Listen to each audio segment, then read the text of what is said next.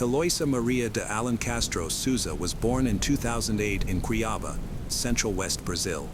She lived peacefully with her mother, Suelen de Alencastro, and her grandmother. The family led a simple life, blending in with their community. Heloisa attended Adventist College in Centro Politico Administration, where she was a dedicated student. She was quiet in class, always completing her assignments and staying out of trouble. Heloisa didn't have many close friendships, but she did have one trusted friend with whom she shared personal thoughts.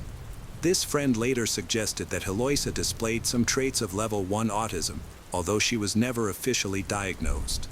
Signs included her reserved nature, avoidance of eye contact, and anxiety in social situations.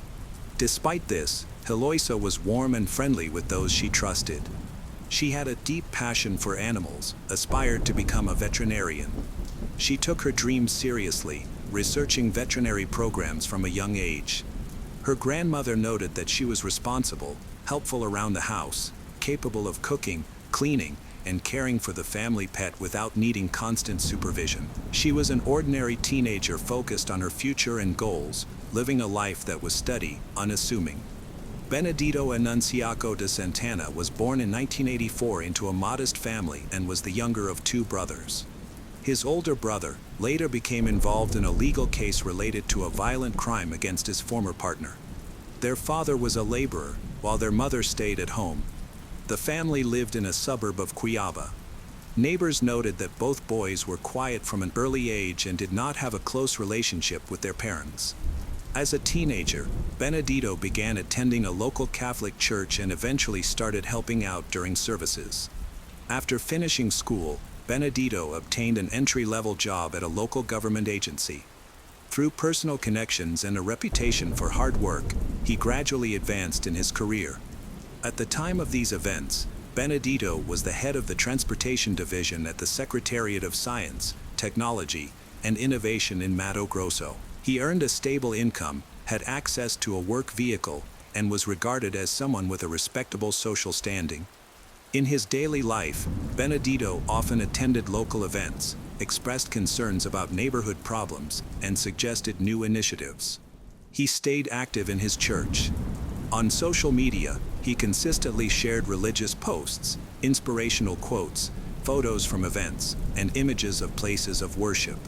Many of his pictures featured his son, Gustavo Benedito Jr. Lara de Santana, or were taken at churches and community celebrations. His online presence reflected the image of a stable, respectable man with strong faith. Not much is known about Benedito's personal life before he met Suelen. At the start of their relationship, he was not married and was not living with his son's mother. There are no official records of his past relationships. His behavior suggests that he deliberately kept details of his personal history private, only sharing information that supported his public persona. Suelen was employed at a government agency in Cuiabá, where she met Benedito. At first, he appeared confident, friendly. In the workplace, he was known as a dependable and dedicated employee. He was always polite, calm, and eager to assist his colleagues. This positive impression significantly influenced Suelen's choice to let him become part of her life. Their relationship reportedly started about 4 months before the incidents in question. The investigators found evidence that Benedito had full access to her home, often used her keys. This indicates that their relationship might have been more serious, long-lasting than it seemed at first. Benedito quickly became a regular part of Suelen's home life. He started visiting unexpectedly, moved around the house confidently, and appeared to integrate himself into their daily routines. To outsiders, it seemed he genuinely cared and was making an effort to be involved with the family. He was calm, rarely raised his voice, and had a knack for making others feel comfortable. Benedito was older, had a stable job, projected an image of responsibility, maturity. Suelen did not seem to notice anything alarming. She saw him as a source of support. Inside the house, the atmosphere was tense. Heloisa's grandmother, who lived with them, felt uneasy about Benedito's frequent visits. It wasn't that she disliked him, rather, she found his overly polite and gentle demeanor insincere. Heloisa herself felt uncomfortable during their first interactions. Although she didn't confront him or create conflict, She made a point to avoid engaging with him. She confided in a close friend, expressing that Benedito made her uneasy, even though she couldn't pinpoint exactly why. She was troubled by his gaze, his speech, and particularly the way he posed in photos.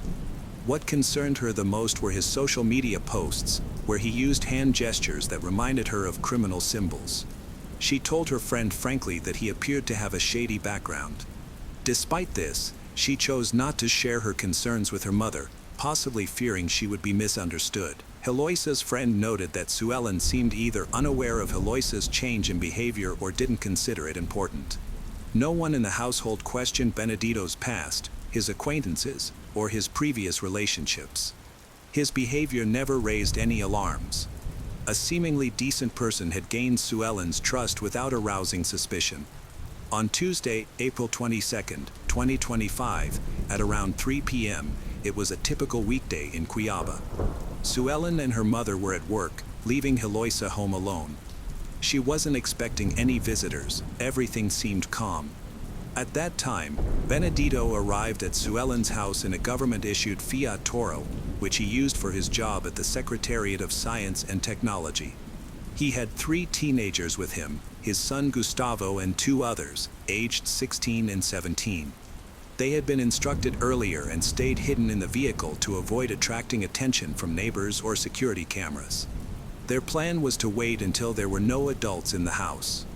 Benedito parked the car in the garage and entered the house alone. Surveillance footage showed that he was inside for about 15 minutes. He then returned to the car and left. The cameras did not capture anything unusual. He seemed calm. Neighbors did not report hearing any noise or seeing any signs of trouble. However, during that brief time, Benedito had let the 3 teenagers into the house. One of the confessions revealed that the group waited until Benedito left the property before executing their plan. Heloisa was inside the house alone when she saw strangers and became terrified. In her panic, she tried to escape to another room, but one of the intruders caught her.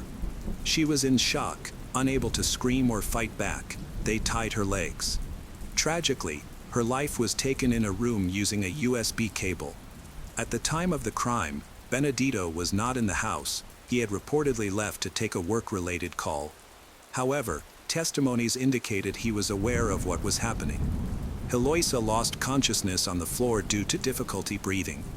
One of the attackers checked for her pulse and breathing but reported she was unresponsive. They then used ropes and bed sheets to move her body, wrapping it up, dragging it into another room to hide it temporarily. They ransacked the house to make it look like a burglary. Their next plan was to attack on Sue Ellen. By 6 p.m., Sue Ellen came home with a female relative who was holding an infant. Security cameras captured their arrival. Everything seemed normal outside, but inside, the assailants were preparing to strike. Although the lights were off, the air conditioning was running, raising Sue Ellen's suspicions. She called out for Heloisa but received no answer.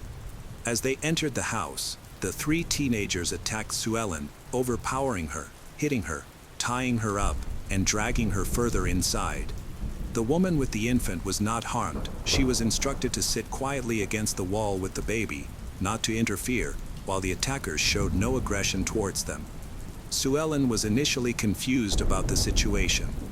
She had been tied up, physically harmed, and locked away in one of the rooms. She thought a robbery was happening, suspected that her daughter might be tied up somewhere else in the house. The intruders did not provide any explanations, nor did they show their faces or give their names. However, at one point, Sue Ellen recognized one of the voices as belonging to Gustavo, Benedito's son. This realization made her understand that the attack was not random. While keeping Sue Ellen isolated, the intruders began to steal valuables from the house. They quickly loaded a TV, electronics, important documents, and the sheet covering Heloisa's body into Hyundai HB20. They used Sue Ellen's own car to transport the stolen items. Once they finished loading everything, the group left the house. Neither neighbors nor passers-by noticed anything out of the ordinary. Sue Ellen remained inside, still tied up and injured, unaware of the full extent of what had occurred. She believed that Heloisa had been taken away from her. No one had informed her of the truth.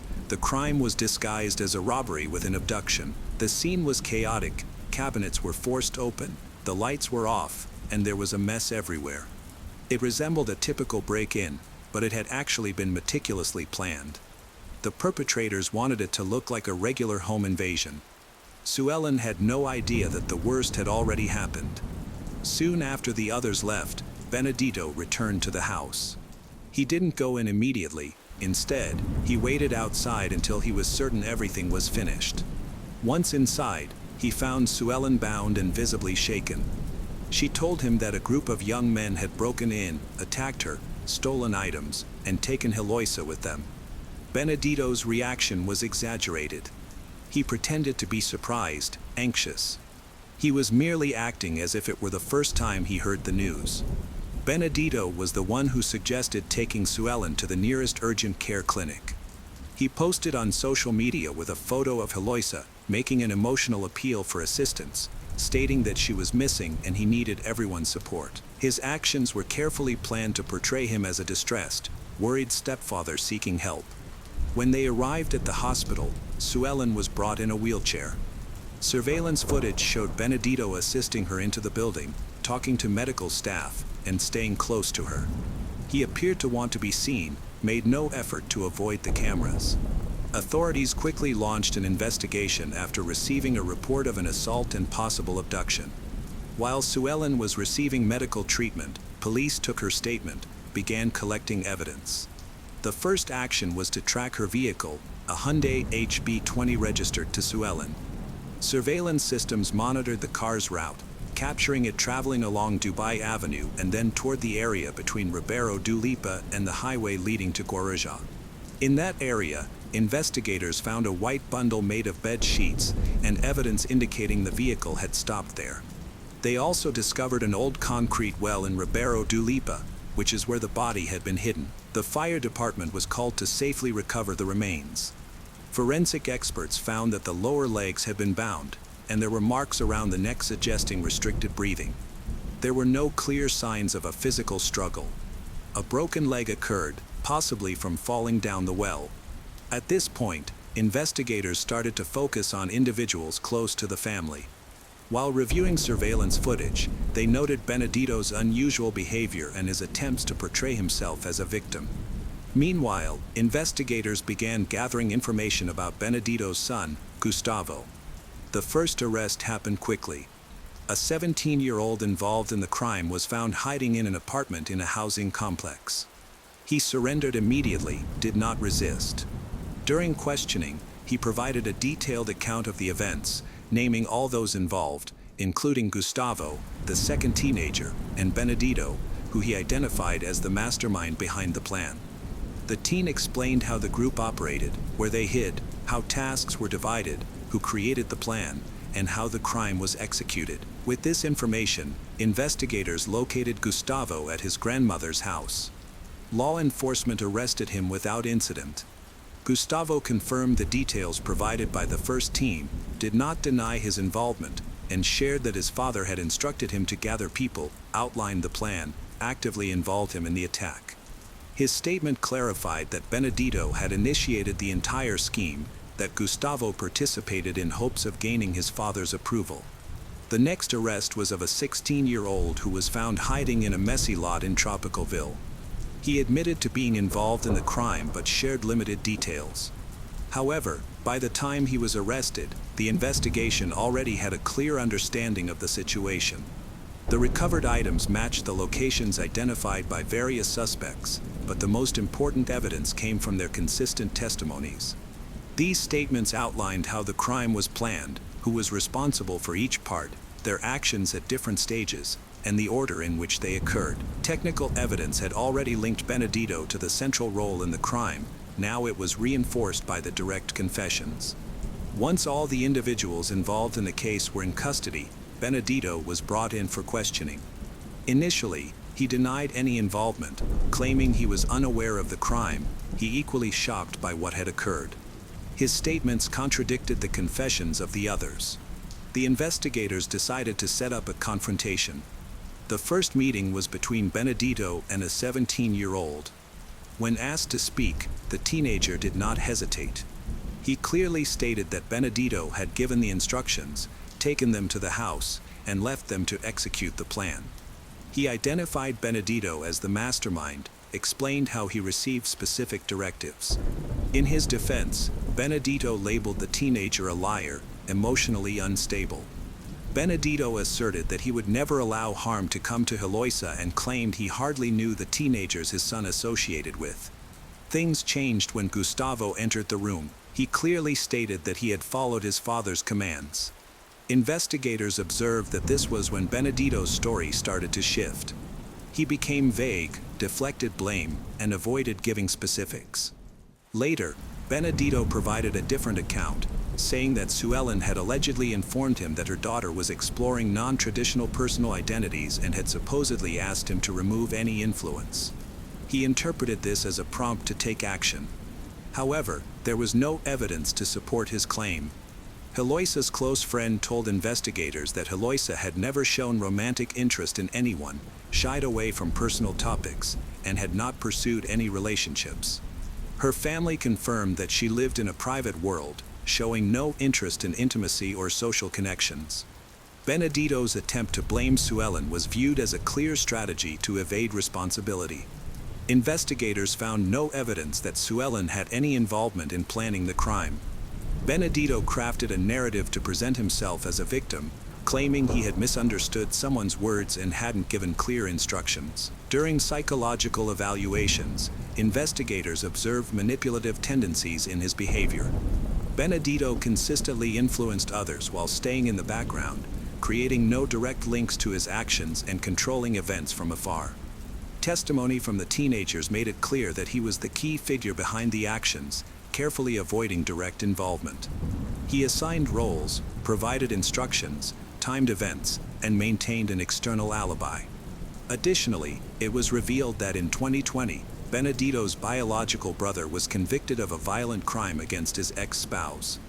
This attack occurred in broad daylight and resulted in fatal injuries. At the time, Benedito's brother was already subject to restraining orders but disregarded them.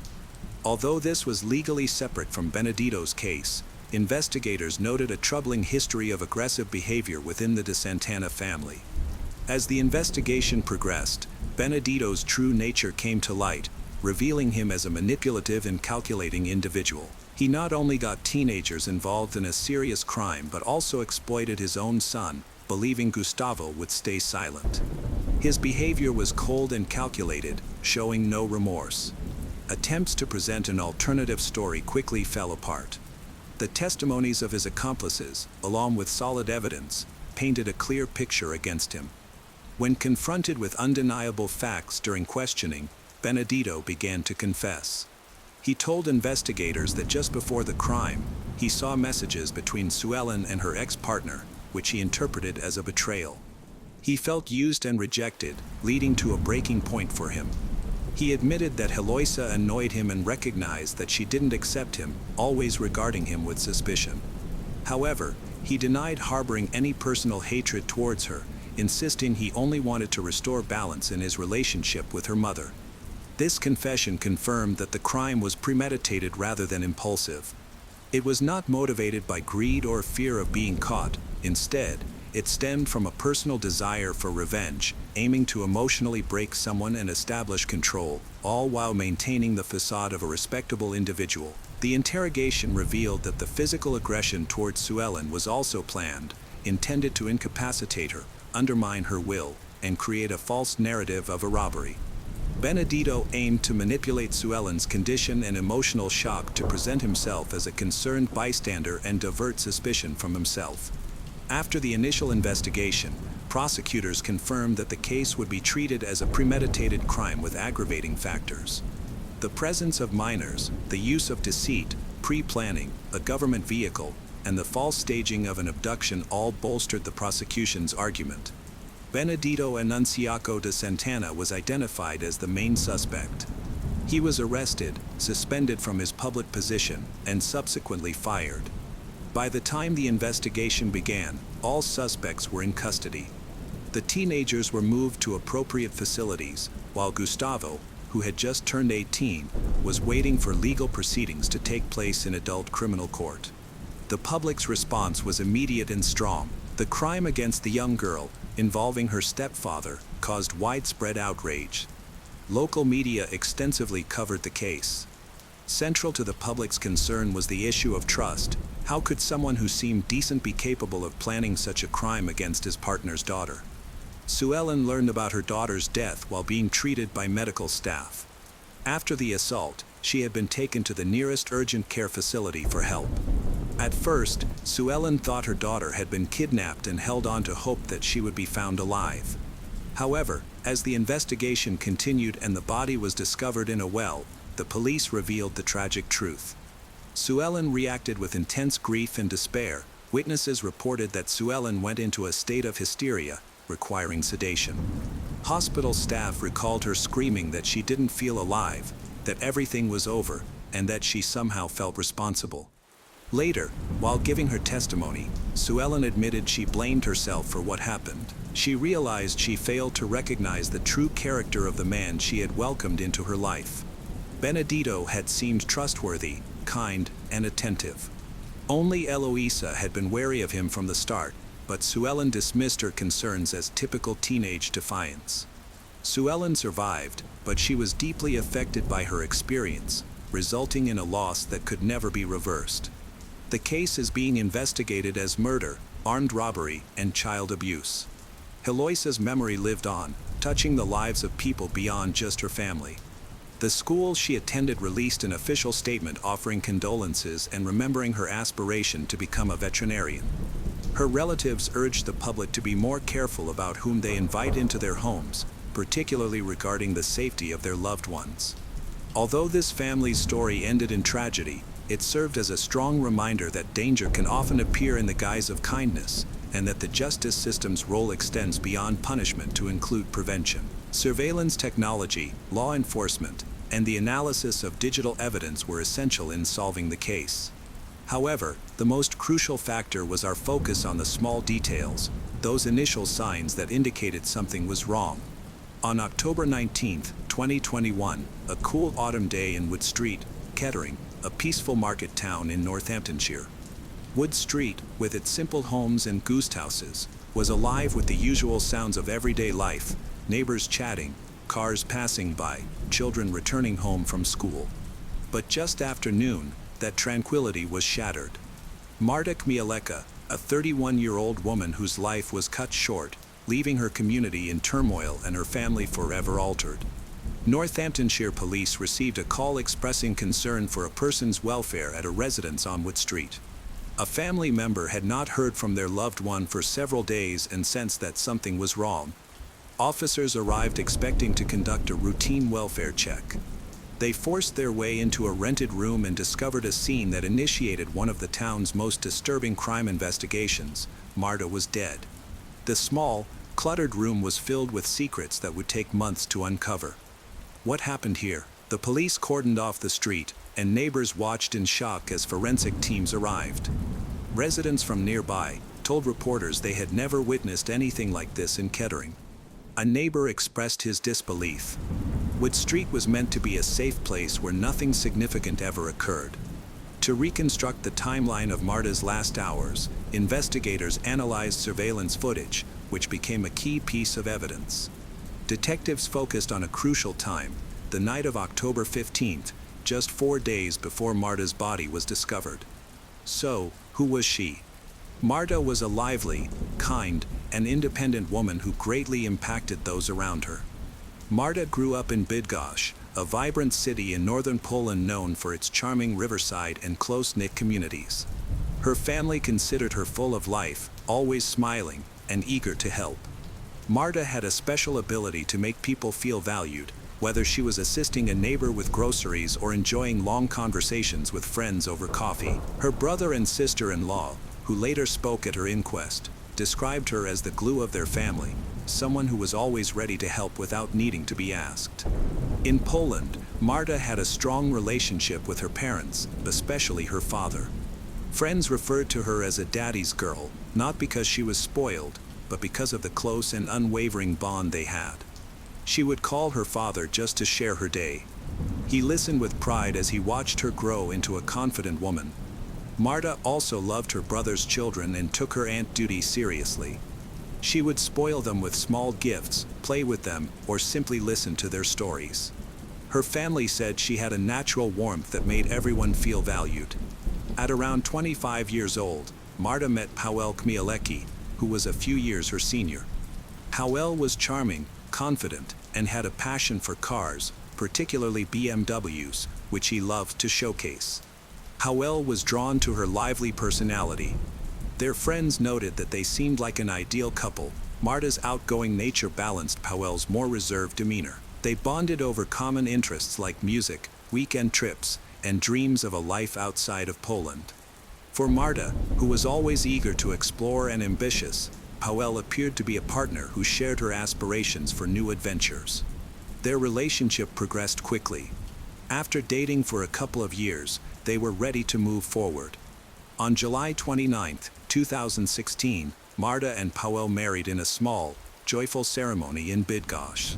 The day was filled with family, laughter, and Polish traditions. Marta's family, especially her father, was delighted to see her so happy. The couple settled into their married life by renting an apartment in Bydgoszcz. For a while, it seemed like the life Marta had dreamed of, stable, loving, and aimed at a bright future. Marta and Powell had ambitious goals.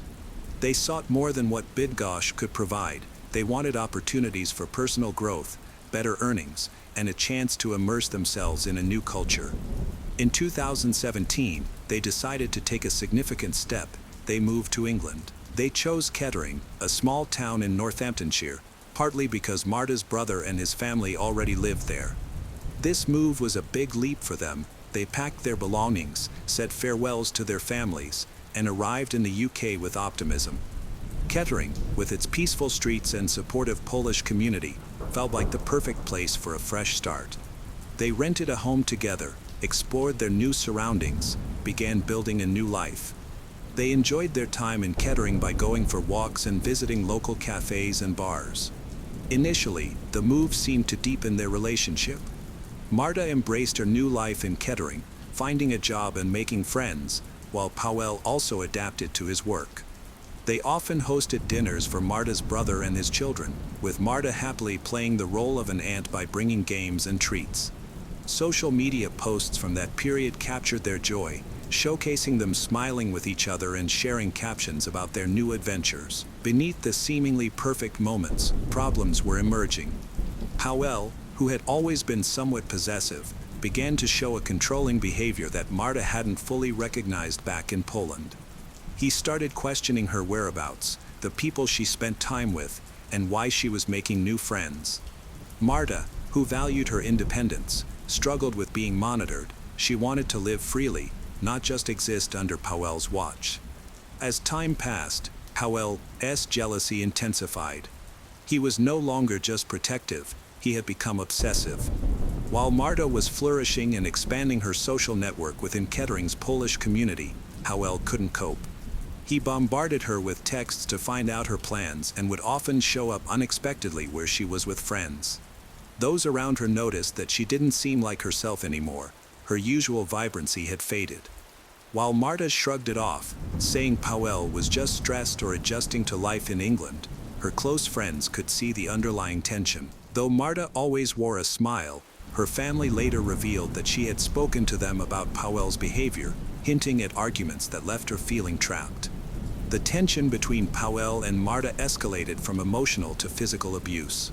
Court records later showed 3 incidents of Powell's aggression toward Marta, one in August 2020, another during Easter 2021, and a third in September 2021, just weeks before the tragedy. These incidents were not isolated, they were part of a recurring pattern. Though always a strong-willed person, Marta began to fear the man she once loved. She confided in friends that she no longer recognized Powell. She felt suffocated by his jealousy. Despite her fears, she stayed with him, perhaps hoping for change or feeling burdened by their shared past. Powell's controlling behavior extended beyond their home as he harassed Marta's friends and tried to monitor her whereabouts, even stalking her by appearing at her workplace or waiting outside places she visited. By mid-2020, their marriage was falling apart. Marta moved out and found her own place in Kettering, determined to rebuild her life. She began to share her journey of personal growth on social media. Just 5 days before her life ended, she posted a photo with a caption in Polish: "One of the worst mistakes a person can make is wasting years of life waiting for another person to change or develop." This bold statement signified her desire to move on. She started dating again, forming a new relationship with a colleague and planning a future without Powell. Powell was not willing to let Marta go. He continued to text, call, and try to involve himself in her life, even as she tried to distance herself from him. Marta repeatedly pleaded with Powell through messages, asking him to stop contacting her. During their investigation, the police found clear evidence of Powell's obsessive behavior. His messages ranged from desperate pleas to threats, showing his refusal to accept that Marta wanted to end things. Her family, especially her brother and sister-in-law, became aware of her increasing discomfort. When she visited them, still remaining a caring aunt to their children, there was a noticeable sadness in her eyes. She was trying to break free, but Powell's presence felt overwhelming. Marta wasn't just ending a marriage, she was escaping from a constraint. The process of breaking up wasn't instantaneous but involved careful, intentional actions. She began by creating distance, reducing contact, and staying away from places where Powell might be. Marta shared her plans to divorce Powell, whose name was on their official marriage registered in Poland, with her brother and sister-in-law who lived nearby. She had started gathering the necessary paperwork, which involved coordinating with lawyers back in Bydgoszcz. Additionally, Marta found support from her friends in Kettering's Polish community. They surrounded her with invitations to dinners, gym sessions, and social outings, helping her reclaim the joy that Powell had suppressed. Powell was unable to let go. His jealousy, which had already caused him pain, developed into an obsession. He refused to accept that his relationship with Marta was over and continued to reach out to her despite her efforts to distance herself. Detective Superintendent later observed that Powell's actions became increasingly desperate. He bombarded Marta with calls and texts, sometimes pleading for another chance and at other times accusing her of betrayal. When she blocked his number, he resorted to using different phones or contacting her friends to gather information about her whereabouts. He would frequently appear at her favorite cafes or hang around her workplace, hoping to encounter her unexpectedly. Marta's friends noticed that she was becoming more anxious. She often looked over her shoulder when she was out. His behavior escalated to stalking. He would follow her from a distance, watching her every move, and once trailed her from her workplace to a friend's house, only leaving after being confronted by her friend. Marta confided in her brother that she felt trapped, as if Powell was always nearby. By October 2021, Marta was doing well despite the influence of Powell. She was excitedly planning a Christmas trip to Poland to visit her father, looking forward to her mother's visit to Kettering, and enjoying a new relationship. On Friday, October 15th, she spent the evening with friends, laughing and texting as they enjoyed drinks together at a local bar. She left around 10:40 p.m., looking sharp and confident as always. However, that night, something unexpected happened. On Monday, October 18th, Marta did not show up for work, which was out of character for her. Her colleagues, who were accustomed to her punctuality, became concerned. Her brother also grew anxious when she didn't answer his calls. The situation escalated when Marta's family received a text from her phone that sounded unusual. It was overly formal and lacked her typical warmth, suggesting it was written by someone else. Her sister-in-law, feeling that something was seriously wrong, suspected that Powell might be involved due to his history of controlling behavior. On Tuesday, October 19th, Marta's sister-in-law visited Powell's rented room on Wood Street. When nobody answered the door, her anxiety grew. She called emergency service to express her concerns about Marta's safety and mentioned Powell's previous aggressive behavior. The Northamptonshire police acted quickly, sending officers to perform a welfare check at the location. What they discovered was shocking. The officers forced their way into Powell's room, breaking down the door. Inside, they found Marta's lifeless body wrapped in a blood-stained duvet. She had suffered 32 sharp force injuries, including cuts to her neck, face, shoulders, and chest, with defensive wounds on her right hand, suggesting that she had fought back. Next to her was Powell, bleeding heavily from up to 9 self-inflicted wounds on his throat. The police immediately secured the area and called for paramedics. Marta was pronounced dead at the scene, her hopes for a new life shattered. Powell, still alive, was taken to the hospital. On October 21st, after confirming that his injuries were not life-threatening, Powell Kmielewski was arrested while in his hospital bed. The detective mentioned that Powell was uncooperative during the investigation. He also noted Powell's initial denial of any previous aggression towards Marta. When detectives interviewed Powell, he remained silent and did not provide any explanation for the events that took place in his room. They questioned him about Marta's final days, her unexplained absence from work, and a suspicious text message, but he revealed nothing, adding to the mystery. Questions arose. Why did Marta visit his room that night? Had Powell lured her there? What led to such a tragic outcome? Investigators established a timeline, revealing that Marta had not been seen since October 15th, and her body had likely been in Powell's room for nearly 4 days. During this time, Powell continued with his daily routine as if nothing had happened. A text sent from Marta's phone emerged as a significant clue, indicating that Powell may have attempted to conceal his involvement. Marta's family, particularly her brother and sister-in-law, were devastated. They had warned her to avoid Powell, but none could have anticipated the depths of his desperation. The investigation into Marta's death relied heavily on tangible evidence, with the security camera footage from Wood Street and surrounding areas being the most telling.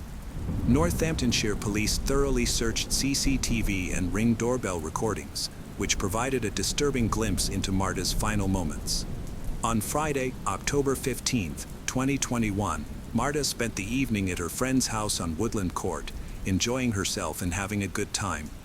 She was texting, laughing, and sharing flirtatious messages with a colleague she was dating. At the same time, she received persistent messages from Powell, who was urging her to come over to his place and even asked her to bring pizza. The previous day, she had told him off in a message and requested that he leave her alone. Despite this, Powell continued to text her and reached out to a mutual friend to find out if Marta was at here. Upon confirming her location, he decided to act. At 10:42 p.m., Marta left her friend's house, walking alone along Wood Street towards Rockingham Road. Security footage showed her walking confidently, dressed for a night out and carrying a small bag. However, just a few minutes later, around 10:45 p.m., cameras revealed Powell leaving his rented room and heading towards Bath Road, intentionally moving to intersect her path. Powell was recorded leaving his home on Wood Street to find Marta, as noted by Northamptonshire police based on footage from near Wilson Terrace. The video showed a struggle between them. Marta appeared to be walking normally at first, but then seemed to resist when Powell grabbed her arm. She stumbled and briefly fell, coughing and unsteady on her feet. Audio from a Ring doorbell captured her labored coughs along with Powell's cold command, "Come on, not far now. Can you hear me?" He was seen forcefully guiding her, at one point lifting her in a bear hug as she struggled to walk. By 10:56 p.m., the low-quality footage showed them entering his house, and that was the last time anyone but Powell saw Marta alive. Inside that room, the situation became increasingly unclear, but Powell's interactions with Marta's phone revealed important information. At 11:01 p.m., just 5 minutes after they arrived, Powell took a photo of Marta lying on the floor. It's uncertain if she was already injured at that time. Approximately 90 minutes later, around 12:30 a.m. on October 16th, he captured images of messages between Marta and her new boyfriend on her phone that confirmed her new relationship. Powell's fixation on Marta's new life, especially her relationship with her new boyfriend, drove his actions. He didn't just spy on her, he went further by using Marta's phone to send messages in an effort to hide his involvement. He texted her friends and family, imitating her writing style to create the illusion that she was still alive. One particular message sent to her family was noticeably formal, unlike Marta's usual warm and casual tone, which raised suspicions. These messages were part of Powell's strategy to delay any suspicion and buy himself time while he remained in the room with Marta's body for nearly 4 days. Marta was last seen alive at 10:56 p.m. on October 15th, when she entered Powell's room. Detectives suspect she died shortly after, likely before midnight, based on a photo Powell took at 11:01 p.m. and the extent of her 32 stab wounds. The injuries to her neck were determined to be the cause of death in the autopsy. The following day, he used Marta's phone to send messages to her male contacts, pretending to be her and attempting to entice them into intimate encounters. On October 17th, just 2 days after Marta's death, surveillance cameras captured him casually walking to a nearby shop to buy 6 cans of beer and a soft drink before returning to his room. He showed no signs of grief, seamlessly blending into the daily life of Kettering while Marta's body lay covered in a blood-stained duvet. This footage was incriminating, revealing a man capable not only of murder but also of continuing his life as if nothing had happened. Powell was arrested on October 21st after his condition stabilized. He faced murder charges, and the evidence against him, CCTV footage, phone records, and forensic analysis, was substantial. Prosecutors presented his motive as jealousy and an inability to accept Marta's new life. He had expressed to friends that he couldn't bear the thought of anyone else being intimate with her, a feeling that ultimately led to his final act. By March 3, 2022, when Powell Kmielewski appeared in Northampton Crown Court and confessed to murdering Marta, the case had already captured the attention of the Kettering community and beyond. His guilty plea eliminated the need for a lengthy trial, which spared Marta's family from the pain of recounting every detail in court. The focus then shifted to a sentencing hearing on September 6, 2023, aimed at determining Powell's punishment and allowing Marta's loved ones to express their grief. Marta's brother and sister-in-law sat in the gallery, visibly heartbroken as they awaited the verdict on the punishment Powell would face for taking her life. The prosecution, represented by Northamptonshire Police and the Crown Prosecution Service, presented a strong argument for a tough sentence. They claimed that Powell's actions were not just a momentary impulse, but rather the result of an ongoing pattern of control and obsession. They highlighted the 7 defensive wounds on Marta's right hand as evidence that she fought for her life.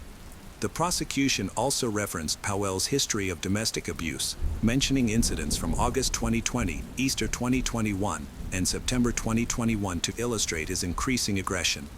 In 2020, he confronted Marta at her workplace on Rockingham Road about her connections with other men, forcibly took her phone to search for evidence of infidelity, then punched her multiple times, resulting in bruises on her back and face, along with a cut lip.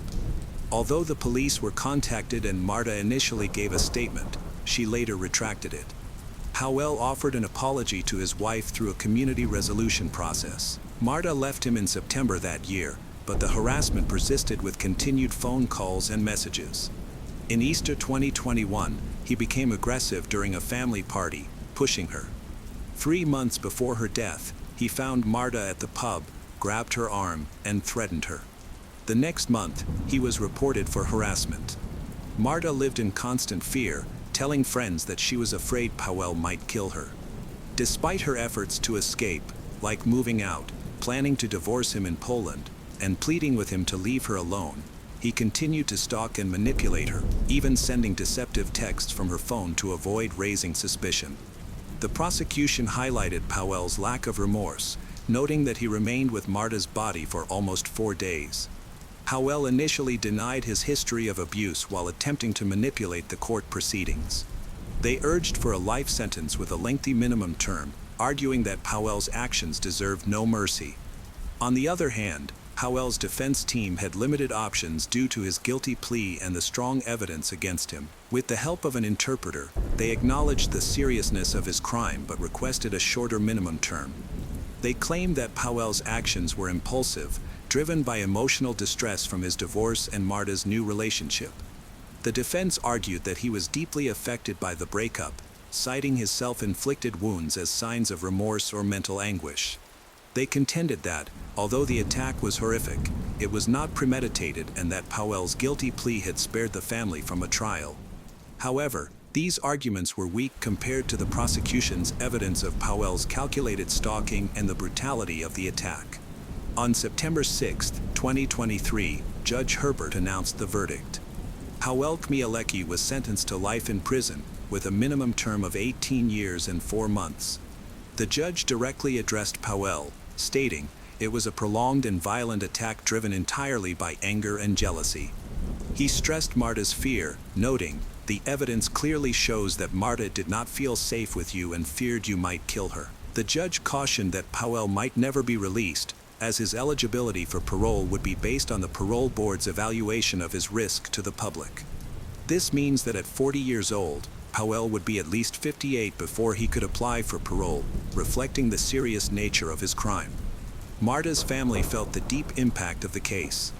Her brother and sister-in-law, who were present at the sentencing, shared a moving statement through Northamptonshire Police, expressing that no sentence could alleviate their suffering. However, they found a small sense of closure in knowing that Powell was held accountable for his actions. Marta Kmielewski's life, marked by warmth, resilience, and a pursuit of freedom, was tragically cut short by Powell Kmielewski's jealousy and violence, leaving her family and the Kettering community in profound grief.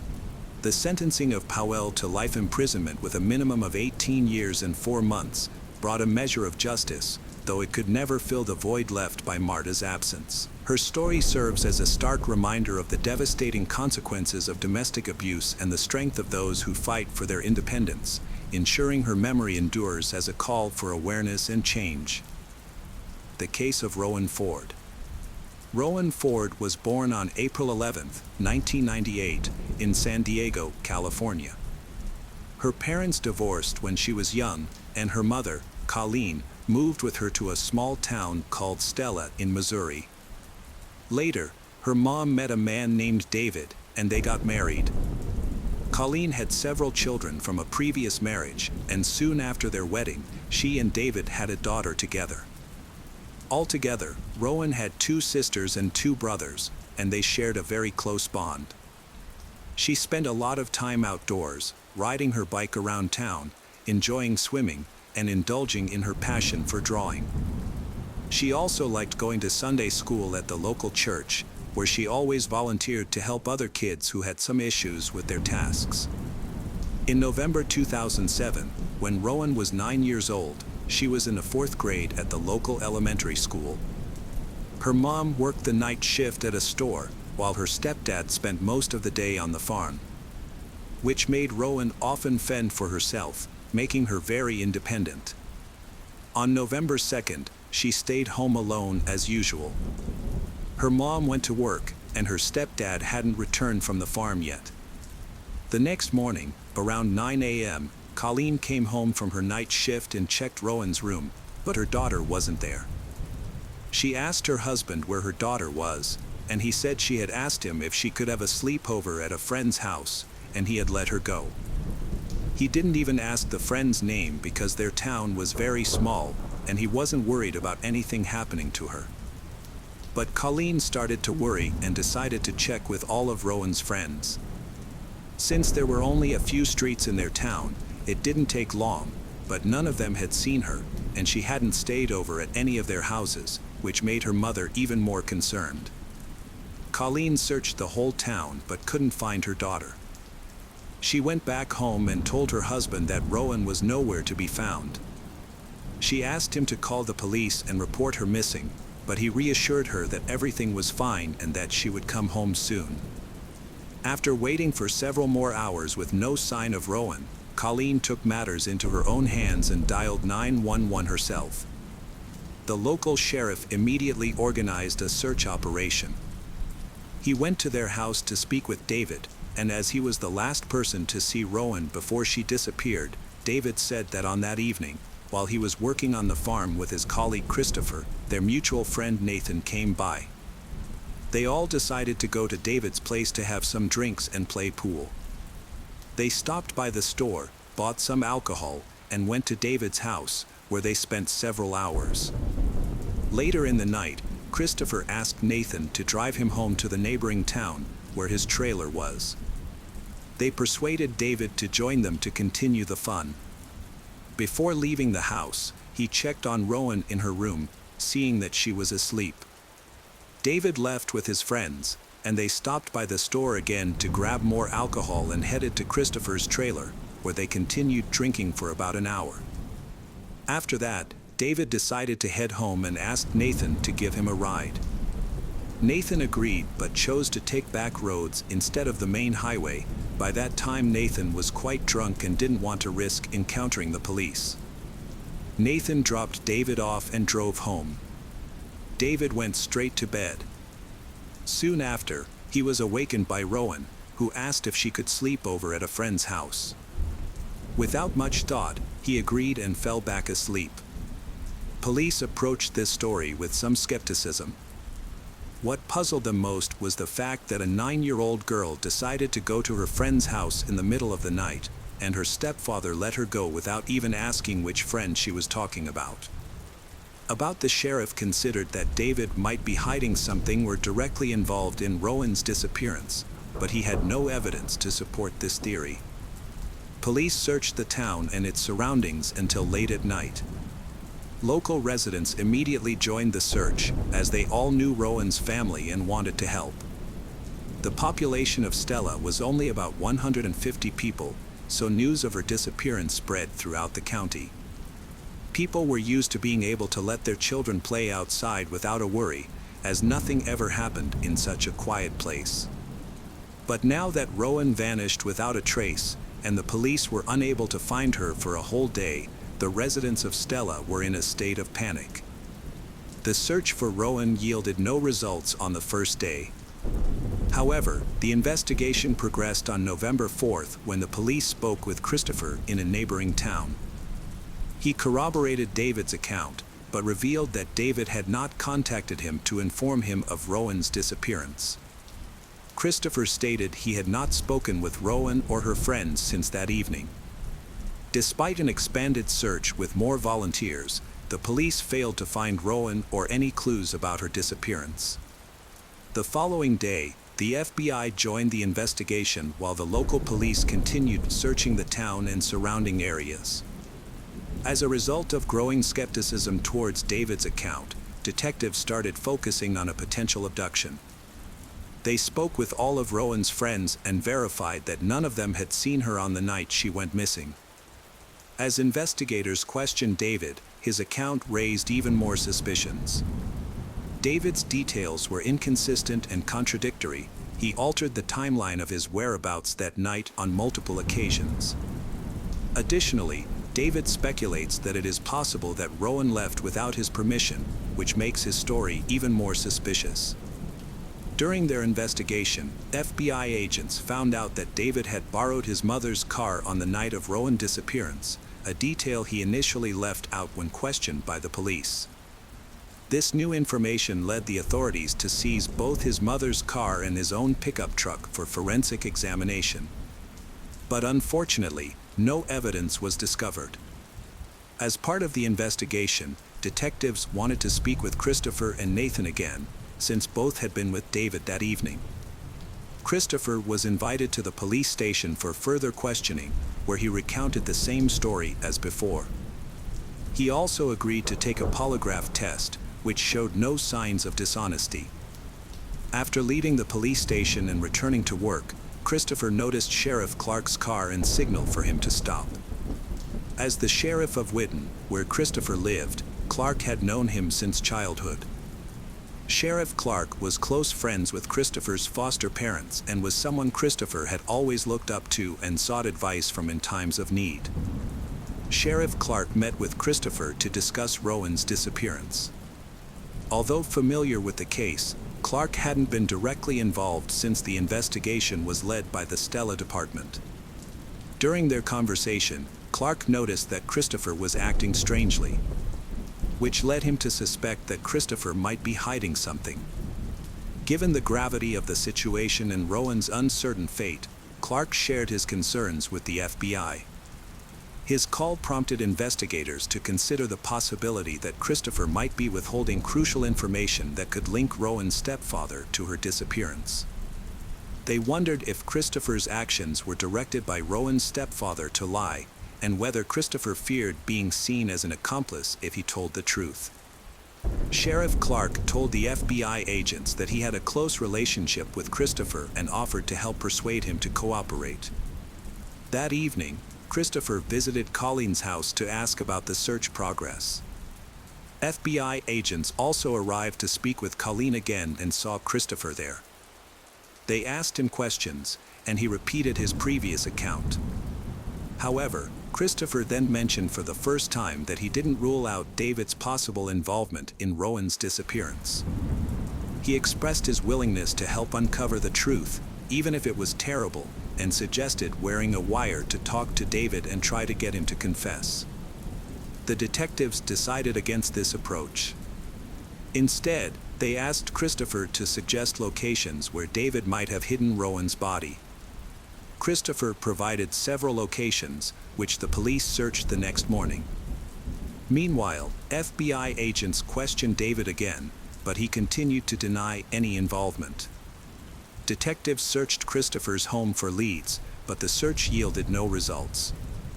Meanwhile, Christopher visited the sheriff's office to discuss his encounter with the FBI with Clark. During their conversation, the sheriff sensed that Christopher was holding back information.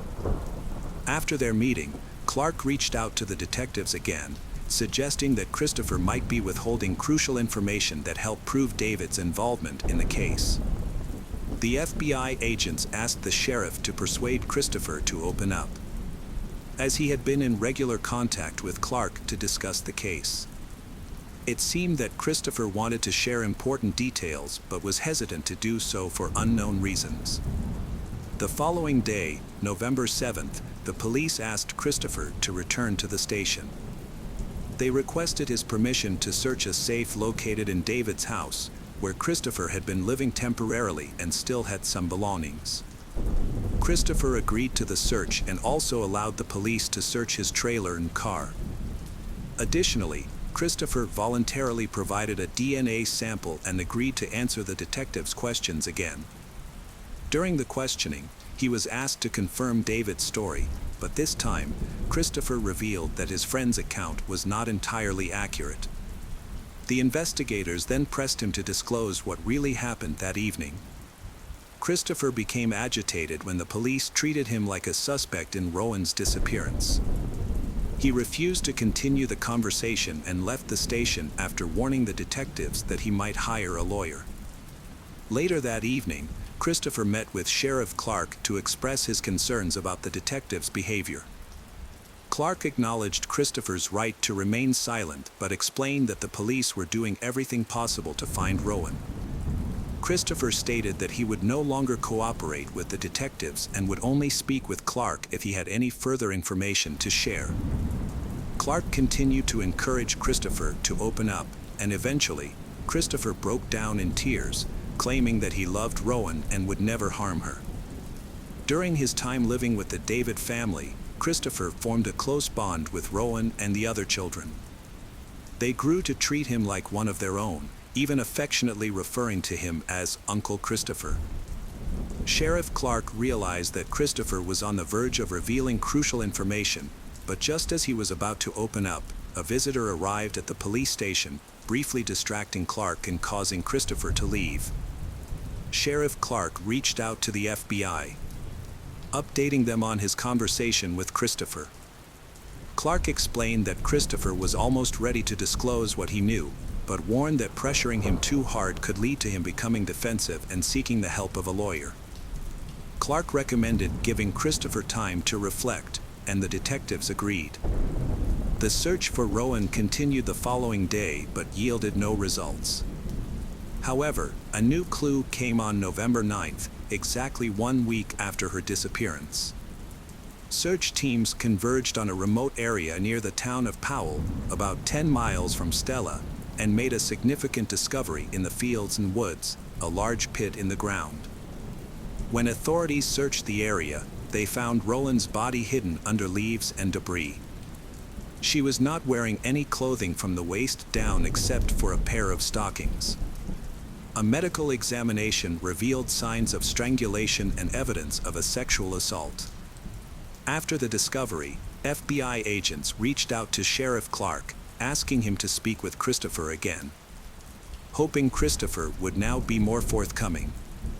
Sheriff Clark learned that earlier that morning, Christopher had visited the station, looking for him, and told other officers that he needed to speak with Clark urgently.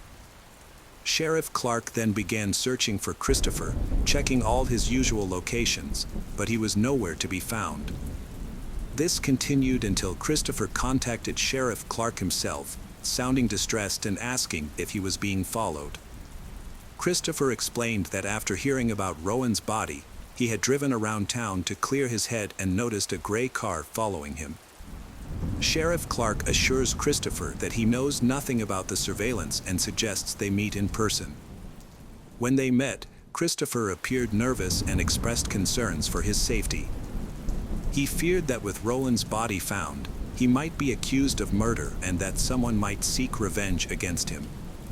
Clark took Christopher to the police station, and he said that now when the case had been classified as a homicide, it was time for Christopher to reveal everything he knew. However, when Clark asked Christopher to share what David had done to Rowan, Christopher became emotional and hesitant to talk at the station. He explained that there were too many people around and suggested they move to a quieter location. Clark agreed, and they drove to a small bridge a few miles outside of town. Once they arrived, Christopher asked Clark to handcuff him. Clark was surprised but tried to reassure Christopher that it wasn't necessary.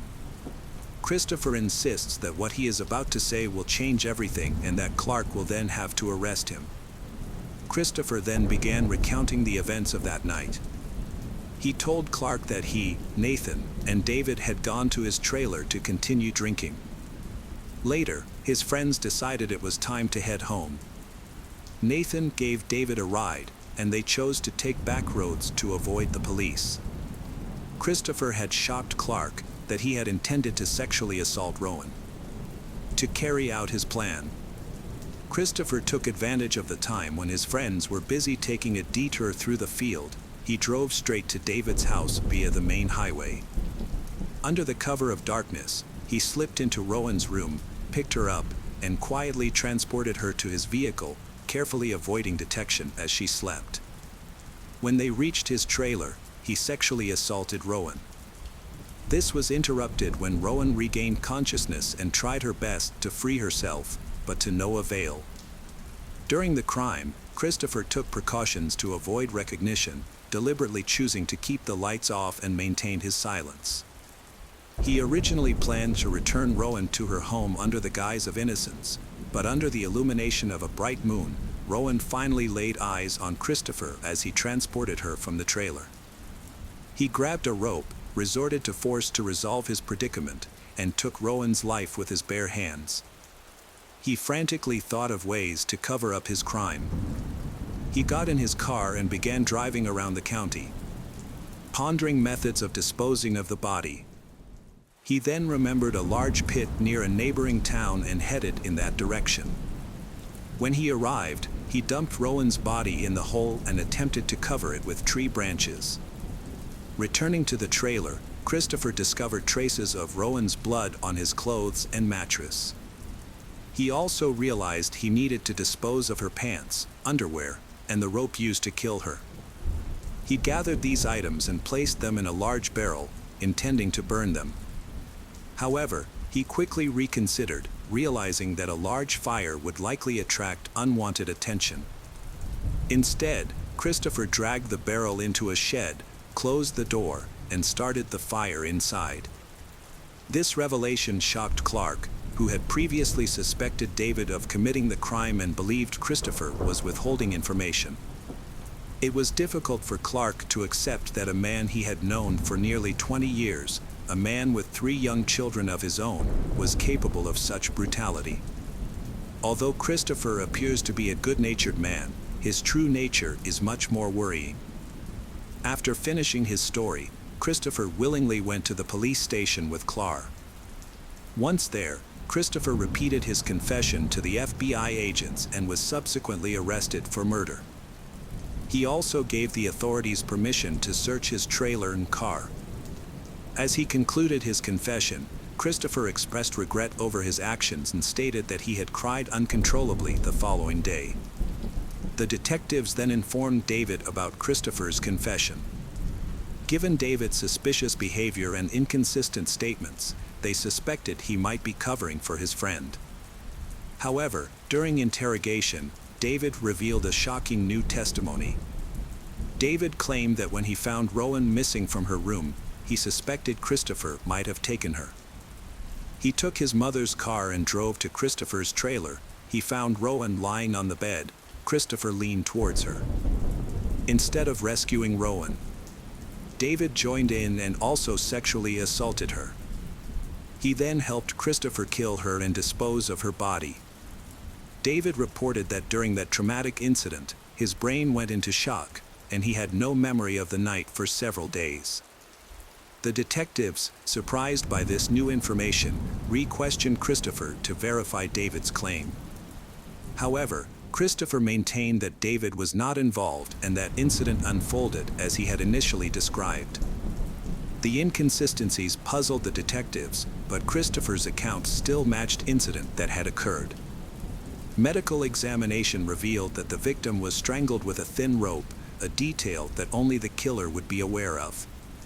A search of the trailer led to the discovery of a barrel containing ashes, and hair similar to Rowan's was found in Christopher's car.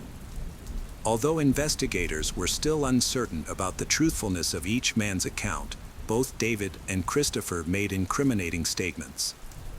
As a result, David was also arrested, and the case were sent to court for further proceedings. During the trial, Christopher requested that his statements be excluded from the case, arguing that he was not aware they could be used against him and that the police had violated his rights. However, the judge rejected this request, as all of Christopher's conversations with investigators were voluntary. Christopher also attempted to present mitigating circumstances, citing his difficult childhood as a factor. He had been shuffled between biological and foster parents from a young age, which had a significant impact on him. Despite these efforts, Christopher was unable to avoid punishment. In 2012, 5 years after the murder, Christopher was sentenced to death. He appealed the sentence, but was unsuccessful. In contrast, David's situation was more complex. Although he admitted to assaulting and killing Rowan, his account conflicted with Christopher's statements, creating a significant problem. If the prosecution had charged David with murder, it could have potentially led to Christopher's conviction being overturned, allowing David to avoid accountability as well. However, due to the lack of concrete evidence, such as DNA, in fact, they were still uncertain about David's involvement. Although it was possible that David might have collaborated with Christopher in committing the crime, there was no supporting evidence for this theory. To minimize the risk of overturning Christopher's sentence, the prosecution made the difficult decision to reduce David's charges. As a result, David pleaded guilty to 2 lesser charges: child endangerment and obstruction of justice. David received an 11 years prison sentence, with a minimum of 5 years to be served. This outcome sparked widespread outrage, as many felt that if David was indeed involved in the murder, his punishment was disproportionately lenient. Unfortunately, this sentence is now final, and it is unlikely that David will face retrial for this case. Christopher remains in prison awaiting execution, but it's uncertain whether the death penalty will be carried out due to the often lengthy time between sentencing and execution, which can span decades, meaning he might spend the rest of his life in prison instead. Just after sunrise, a morning exerciser happened to witness a horrifying scene. A young woman was lying lifeless near the edge of a quiet neighborhood in Chapel Hill. There were no clues about what had happened, no sounds, no witnesses, just an eerie silence. Who was she? How did she end up there? And why did her life end so abruptly? As the police started to investigate, they uncovered a tragic story that would impact 2 cities profoundly. Eve Carson was born on November 19, 1985, in Athens, Georgia. She was raised in a loving home by her parents, Teresa and Bob Carson. She grew up with her brother Andrew in Athens, where her exceptional qualities began to emerge. From an early age, Eve distinguished herself academically and socially. At Clark Central High School, her remarkable intelligence and charm led her to become the valedictorian and the student body president, winning 55% of the student vote. These early achievements hint at the bright future she is on her way to creating. Eve's warmth, intellect, and leadership grew even stronger when she began her studies at the University of North Carolina at Chapel Hill in 2004. Despite receiving offers from prestigious universities like Princeton and Yale, along with scholarships, Eve opted to attend a public university. She believed in the importance of education and obtained a significant scholarship while pursuing a double major in political science and biology. Her goal was to build a career in the medical field. Outside of her studies, Eve engaged deeply in service and leadership. She led multiple student organizations, completed a challenging 4-year leadership program, and participated in outreach initiatives like Girls on the Run. Additionally, she spent time tutoring children in local schools and worked in underprivileged communities abroad through the Moorhead Kane Summer Enrichment Program. Her volunteer experiences took her to Ecuador, Egypt, and Ghana, where she served in various roles, including medical assistant and community educator. Eve was not just a student leader, she was a beloved figure in her community. Friends admired her, faculty respected her. Her lively spirit made a positive impact wherever she went. However, in March 2008, everything changed. Eve was last seen at home around 1:30 a.m. after deciding to stay in and study while her housemates went out. Sometime between that moment and early morning, she faced an unimaginable tragedy. By 5 a.m., she was missing. Later that morning, authorities found her car at the intersection of North Street and Hillsborough Street in Chapel Hill, following the tip. Tragically, her body was found just a mile from her home. She had been shot and left. Investigators were initially confused by the case. The motive was unclear, and the incident seemed random. With no immediate suspects, law enforcement began examining phone and bank records for clues. A key piece of evidence in the investigation emerged when Eve's abandoned SUV was discovered. Authorities believe Eve Carson was shot multiple times around 5:30 a.m. on a Wednesday morning, with one bullet striking her close range in the right temple. To advance the investigation, Chapel Hill police announced a $25,000 reward for any information that could lead to her killer's arrest. Forensic specialists found that the last activity on Eve's computer occurred at 3:37 a.m., which helped narrow down the time frame in which she might have been abducted. Just 21 minutes later, at 3:55 a.m., her debit card was used at an ATM in University Mall, Chapel Hill. The ATM recorded several transactions, including one that successfully withdrew the maximum daily limit of $700, while 5 additional attempts failed. Fortunately, the ATM surveillance system captured grainy images of the person using the card. The footage showed a young male wearing a black hoodie and cap, and in one frame, there seemed to be a second figure in the back seat of the car, possibly Eve, although the image was too unclear to confirm. At 4:44 a.m., another attempt was made to withdraw money, but no cameras captured the event. Less than 30 minutes later, Eve was shot and killed. However, her debit card was used again that day at 12:39 p.m., with 2 transactions made at a mini-mart on Moorhead Avenue in Durham. Over the next 2 days, several more suspicious transactions occurred, leading to a crucial piece of evidence. On March 7th, at 12:54 a.m., another surveillance camera captured another man attempting to use Eve's card. This individual was clearly not the same as the person filmed at the University Mall ATM, making him a second key suspect. The failed transaction and the clear video footage became pivotal moments in the investigation. As police worked to identify the individuals involved, the communities of Chapel Hill and Athens came together in grief. Eve Carson was buried on March 9, 2008, and her funeral was attended by hundreds of people. At the University of North Carolina, thousands paid their respects with a moment of silence.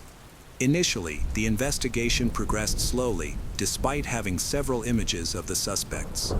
However, on March 12, just 1 week after Eve's murder, authorities received a promising tip. They identified a man who resembled a suspect from the surveillance video as 21-year-old Demario James Atwater. Atwater had a troubled past, with 2 prior felony convictions, making him familiar with the criminal justice system. He had violated parole and committed additional offenses while under supervision, and he was due to appear in court just 2 days before Eve's murder. His criminal record included charges for assault, robbery, trespassing, and banned substance possession with intent to distribute. He had also been caught with a firearm while on probation, but due to an administrative mistake, his court hearing was postponed past the date of Eve's death. Additionally, Atwater's home on Rosedale Avenue in Durham was located close to the crime scene. The investigation picked up momentum when detectives linked Atwater to Lawrence Alvin Lovett Jr., 17, a young man who closely resembled the person seen on the University Mall ATM footage. Both were school dropouts from Durham and had attended the same school, making their connection concerning. Atwater and Lovett became the main suspects in a case that shocked 2 communities and left a significant void for those who knew and respected Eve Carson. On the morning of March 12, 2008, authorities took action. After gathering substantial evidence and appealing to the public for information, police arrested 21-year-old DeMario in Durham, charging him with the first-degree murder of Eve Carson. The case was developing quickly. Chapel Hill's mayor acknowledged the progress made but reminded the public of the profound grief that enveloped the town. A cherished student was lost, and the community was still struggling to cope with her absence. Lovett was eventually found and charged alongside Atwater. Although he was a minor, Lovett had a prior criminal record that included probation for theft and breaking and entering. Both he and Atwater was clear video evidence connecting them to ATM transactions made with Eve's card. The investigation reached a crucial stage in late March when a grand jury indicted both men on multiple serious charges, including first-degree murder, first-degree kidnapping, armed robbery, possession of a firearm by a felon, felony larceny, and possession of stolen property. Lovett faced additional legal issues as he was also charged in connection with the earlier murder of 29-year-old Abhijit Mahato, a Duke University graduate student from India.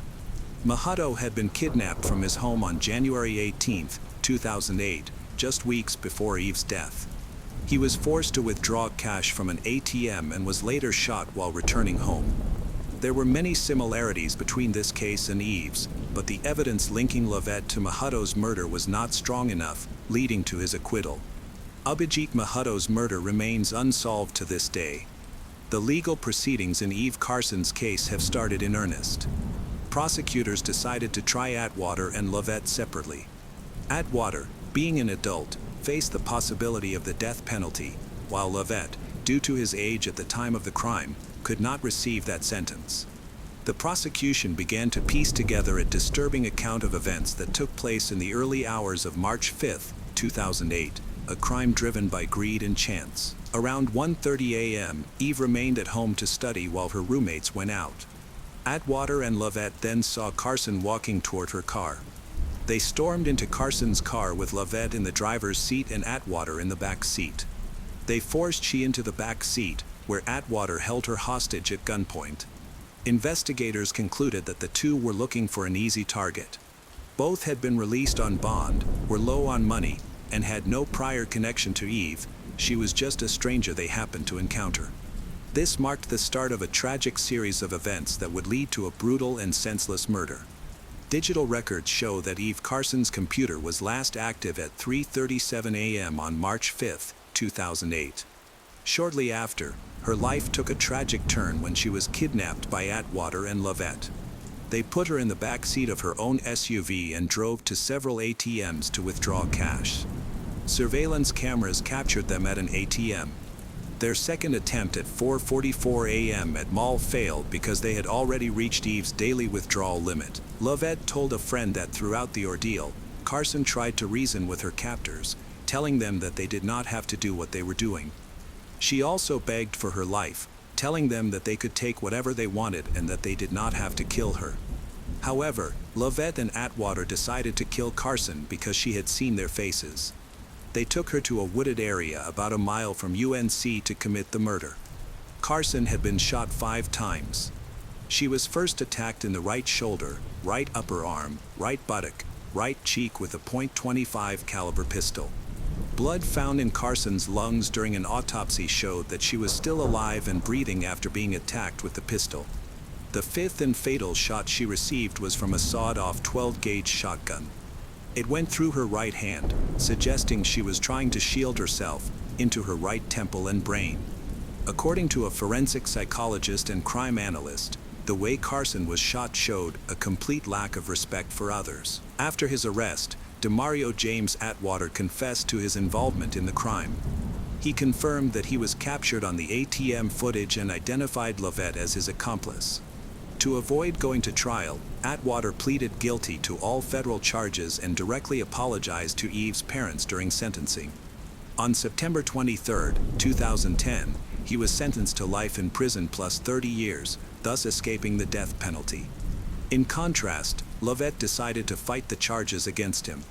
He pleaded not guilty to various state offenses, including first-degree murder, kidnapping, armed robbery, larceny, and possession of stolen property. His trial began in December 2011.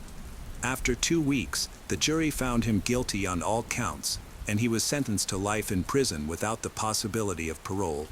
Complications arose soon after. In 2013, the North Carolina Court of Appeals overturned Lovett's sentence, referencing a U.S. Supreme Court decision that deemed mandatory life sentences for juveniles unconstitutional. Lovett was 17 years old at the time of Eve's murder, which prompted a new sentencing hearing. During this hearing, Lovett spoke to the court, expressing remorse for his actions and acknowledging the pain he had caused. He argued that he was not the monster he was portrayed to be. However, the court upheld its previous decision, sentencing him once more to life in prison without the possibility of parole, a decision many felt was justified due to the severity of the crime. Since being incarcerated, Lovett has received several disciplinary infractions, indicating limited progress in his rehabilitation. Despite being a minor at the time of the murder, he has continued to display violent and disruptive behavior while in prison. There were further ripples tied to this case. Months after Diario's arrest, his stepbrother Shelton was fatally shot while leaving a party. Unlike Diario, Shelton was not involved in criminal activity, and his death devastated their family, particularly their mother, who, in less than a year, lost both sons in different tragedies. Eve's murder also cast a harsh light on failings within the criminal justice system. At the time of her death, both Lovett and Atwater were on probation and had repeatedly violated the terms of their release. Probation officers failed to respond effectively, even after discovering that Atwater had breached conditions multiple times. In February 2008, an arrest warrant was finally issued for Atwater, and he was taken into custody, but he posted a $10,000 bond and was released just days before Eve's murder. His court date had been scheduled for March 3rd, but was delayed due to administrative errors. 2 days later, Eve was dead. Authorities believe that the desire to recover his lost bond money was a key motivation for Atwater's involvement in the robbery. It is deeply frustrating that a series of bureaucratic failures allowed 2 dangerous individuals to remain free. The consequences were irreversible. Eve Carson was more than a victim, she was an exceptional young woman whose light touched countless lives. Intelligent, joyful, and driven, she dedicated herself to public service, education, and global outreach. Her legacy of compassion and leadership lives on. In her honor, the University of North Carolina established the Eve Carson Scholarship. The award, designed by students and approved posthumously, reflects Eve's own vision for helping others achieve their potential. It is granted annually to 2 juniors who demonstrate the same commitment to service, leadership, and academic excellence. Eve was considering graduate studies in science policy. Her future was bright, but that story was stolen. For all her achievements, it is the character of Eve Carson that continues to resonate. In her final moments, she chose to respond to hatred with compassion, asking her killers to pray. Even in fear, she embodied grace. Though her life was ended for less than $1,500, her impact was and remains immeasurable. Thanks for tuning in to Unreal True Crime. If you're intrigued by mysteries from around the world, check out our new channel, Latin Crimes, where we dive into the gripping true crime stories of Latin America. Don't miss out, subscribe now for more thrilling investigations. The murder of Eve Carson in March 2008 was more than a singular act of violence. It was a seismic event that shattered the tranquility of Chapel Hill and Athens, exposing the fragility of life and the consequences of systemic shortcomings. Eve, a young woman of boundless potential, embodied the best of humanity: intelligence, compassion, and an unwavering commitment to making the world better. Her senseless death, driven by greed and indifference, left communities grappling with grief and questions that linger to this day. Yet, from this tragedy emerged a powerful testament to her character and influence. The investigation and prosecution of her killers, Demario James Atwater and Lawrence Alvin Lovett Jr., brought a measure of justice, but it also laid bare the failures of a criminal justice system that allowed two individuals with troubled histories to remain free. The bureaucratic oversights that enabled their actions underscore the need for vigilance, reform, and accountability. Eve's death became a catalyst for change, prompting North Carolina to overhaul its probation system and sparking broader conversations about safety and prevention. Her loss was a clarion call to address the cracks in the systems meant to protect us, ensuring that such tragedies are not repeated. Eve Carson's legacy is a challenge to us all: to live purposefully, to serve selflessly, and to confront injustice with resolve. Her life, though tragically brief, was a masterpiece of impact, and her memory continues to shape a better future. Shanti Cooper was a devoted mother to her son, Jackson, 8, who she shared custody of with her ex-husband, Jim Cooper.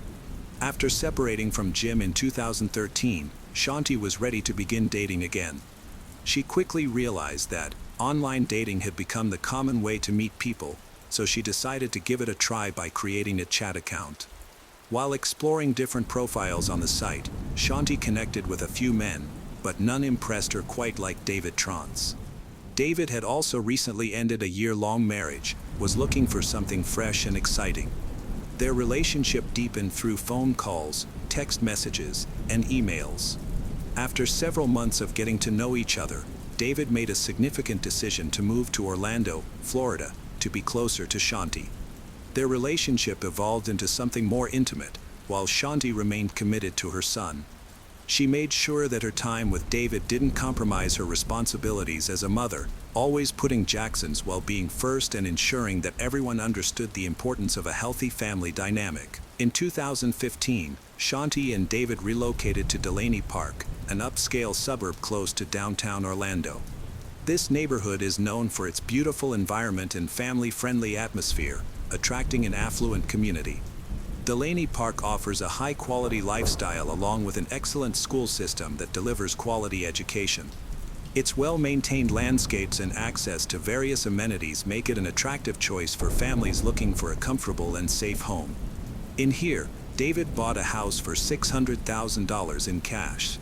The home is 4,000 square feet, featuring a pool, a garage, and an apartment above it. This spacious property offered them a comfortable living space with plenty of amenities.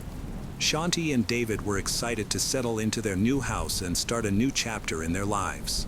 However, they soon noticed that some features of the home did not meet their expectations for the future. While they loved their new house, the upstairs bedrooms felt small and were not very functional. Facing this challenge, David and Shanti began a renovation project to turn their house into their dream home. Shanti, passionate about design and home improvement, agreed to fund the project. They hired a skilled team of contractors who completely dismantled the house to rebuild the upstairs bedrooms and create a new layout that met their vision. During the renovation, the bedrooms were unusable, so Shanti moved into the apartment above the garage. This arrangement allowed her to maintain her daily routine without interruption and provided a dedicated workspace. David, on the other hand, stayed in a makeshift area in the garage, spending quality time with their dogs. David became deeply invested in the restoration. It was no longer just a project but a vital part of his life. He spent every waking moment monitoring the work, making adjustments, ensuring every detail was carefully planned and executed. His entire focus was on the renovation, and the house began to take on a character of its own. In 2018, 3 years after starting the renovation project, there was barely any progress. The inside of the house had been completely stripped down, leaving only the bare structure. Seeking a solution, David reached out to a local home renovator known from the successful A&E reality show, Zombie House Flipping. This show features real estate investors who buy and renovate rundown homes. The show's producer contacted David and Shanti about their home in Delaney Park to see if it could be included in the next season. During the chaos of their home renovations, David and Shanti got married in 2017, which surprised many friends and family. Shanti, who is naturally private, even kept the marriage a secret from her beloved grandmother. By mid-April 2018, the show Zombie House Flipping planned to start filming at David and Shanti's home in May. However, the producer struggled to get them to discuss how the show would proceed. The producer noticed a clear contrast between David's excitement and Shanti's apparent disinterest. David was eager about the flipping series, while Shanti seemed to participate just to support her husband. The tension over their home was evident, as Shanti had invested a lot of money in the renovations, yet her name wasn't even on the trust that owned the house. Although David promised to include Shanti on the trust, he did not follow through, leading to further issues in their relationship. By the end of April 2018, David and Shanti seemed to be doing well. However, on April 24, 2018, at 3:51 p.m., David called 911 in a panic, saying he had found his wife, Shanti, in the bathtub and that she wasn't breathing. During the call, David's screams were audible as he desperately tried to explain the situation. When the police arrived at their home, they discovered Shanti had passed away in the bathtub. The area was secured, and an investigation began, while David was taken to the police station for questioning. David recounted to investigators that the morning had started normally. He said Shanti woke up between 7 and 7:30 a.m. At around 9:30 a.m., he left for a 1-hour walk, leaving Shanti at home. When he returned, he claimed he took measurements for renovations. After that, David stated he left again around noon to take their dogs to an off-leash dog park near the Orlando Executive Airport. He mentioned that he frequently visited this park to let the dogs play and enjoy the open space. He added that he hadn't spoken to Shanti before leaving the house and assumed she was in the garage apartment relaxing. David told the detectives that after returning home from the dog park, he went outside to do yard work. He worked for about 30 minutes before deciding to go inside. Once inside, he heard water coming from the bathroom, which intrigued him, so he went to check it out. As he approached, he noticed that the bathroom door was slightly open. When he pushed it open, he was shocked to find his wife, Shanti, unconscious in the bathtub, with her body partially submerged in water. In a panic, he called 911 to report what he had found. During the interview, David mentioned that Shanti had been excited about their future and the plans they had for their home. They were both looking forward to a happy life together. Although David seemed distraught and his account of finding Shanti appeared credible, the detective had doubts. There were inconsistencies in his story that raised concerns. When police officers arrived at Trant's home after David's call, they noticed that the bathroom was completely dry, which would be unusual if David had genuinely tried to save his wife from a bathtub filled with water. This detail cast doubt on the truth of David's account. The extent of Shanti's injuries contradicted David's explanation of how she fell into the tub. When her body was examined at the crime scene, it was clear she had extensive blood and bruises that couldn't be attributed to just a fall. An autopsy determined that Shanti died from blunt force trauma and strangulation, marking her death as a homicide. These inconsistencies led the detective to question David about the differences in his account. The detective questioned David about the blood found on Shanti's bed. David claimed it was from her menstrual cycle, but the amount discovered was puzzling and raised more doubts. The detectives explored various theories about why David might have killed Shanti. To provoke a response from David, the detective inquired if their ongoing home renovations had anything to do with Shanti's death, but David denied any connection. The detective also asked if Shanti was upset with David because her name was not on the house title. David insisted that Shanti had no problem with that. The detective began to suspect that Shanti's death might be linked to her life insurance policy, which would pay out $250,000 to David. During the interview, detectives asked David whether Shanti's death was an accident related to rough intercourse. He denied harming her in any way. Despite his denial, the detectives believed there was enough evidence to implicate him in Shanti's murder. They thought he had pretended to cry during the 911 call and the interview to divert suspicion. However, before David left the police station, he agreed to take a polygraph test. It was late at night, and the detectives couldn't find a polygrapher to conduct the test right away, so they allowed David to go home. Before he left, he provided DNA samples, nail clippings, and fingerprints to the detectives for analysis and comparison with evidence from the crime scene. The detectives hoped these samples would help them find more evidence linking David to Shanti's murder. Investigators who looked into the crime scene at David and Shanti's home found several notable details. Shanti had one earring still on and another on her nightstand, along with her watch, which was also found on the nightstand at the time of her murder. These details were important to the detectives because they indicated that Shanti might have been getting ready for bed when she was attacked. Additionally, her cell phone was on the nightstand, but there had been no activity on it after 11:30 p.m. on April 23, 2018. The medical examiner's report showed that Shanti had no defensive wounds, suggesting she was caught off guard by the attack. Detectives theorized that Shanti was sitting on the edge of her bed, taking off her jewelry when David attacked her from behind, leading to her death. They believed David then moved her body into the bathtub. Another important discovery was that nothing seemed to have been stolen from the house, leading the detectives to rule out robbery as a motive. However, Shanti's $155,000 engagement ring was missing. As the investigation progressed, detectives found that David's description of his happy marriage with Shanti clashed with what others believed about their relationship. David often hid Jackson's toys and only returned them when Jackson asked for them. The detectives suspected that David was using these tactics to manipulate both Shanti and her son. While searching the garage where David was sleeping, they found an unplugged refrigerator filled with children's toys. This finding reinforced the detectives' belief that David was engaged in manipulative behavior by intermittently hiding Jackson's toys. David appeared to be trying to control the emotions of Shanti and her son. After detectives executed a search warrant at Shanti and David's home, they seized the couple's computers. On Shanti's computer, they discovered notes revealing her dissatisfaction with her marriage to David. In these notes, Shanti described David as cheap, controlling, and narcissistic.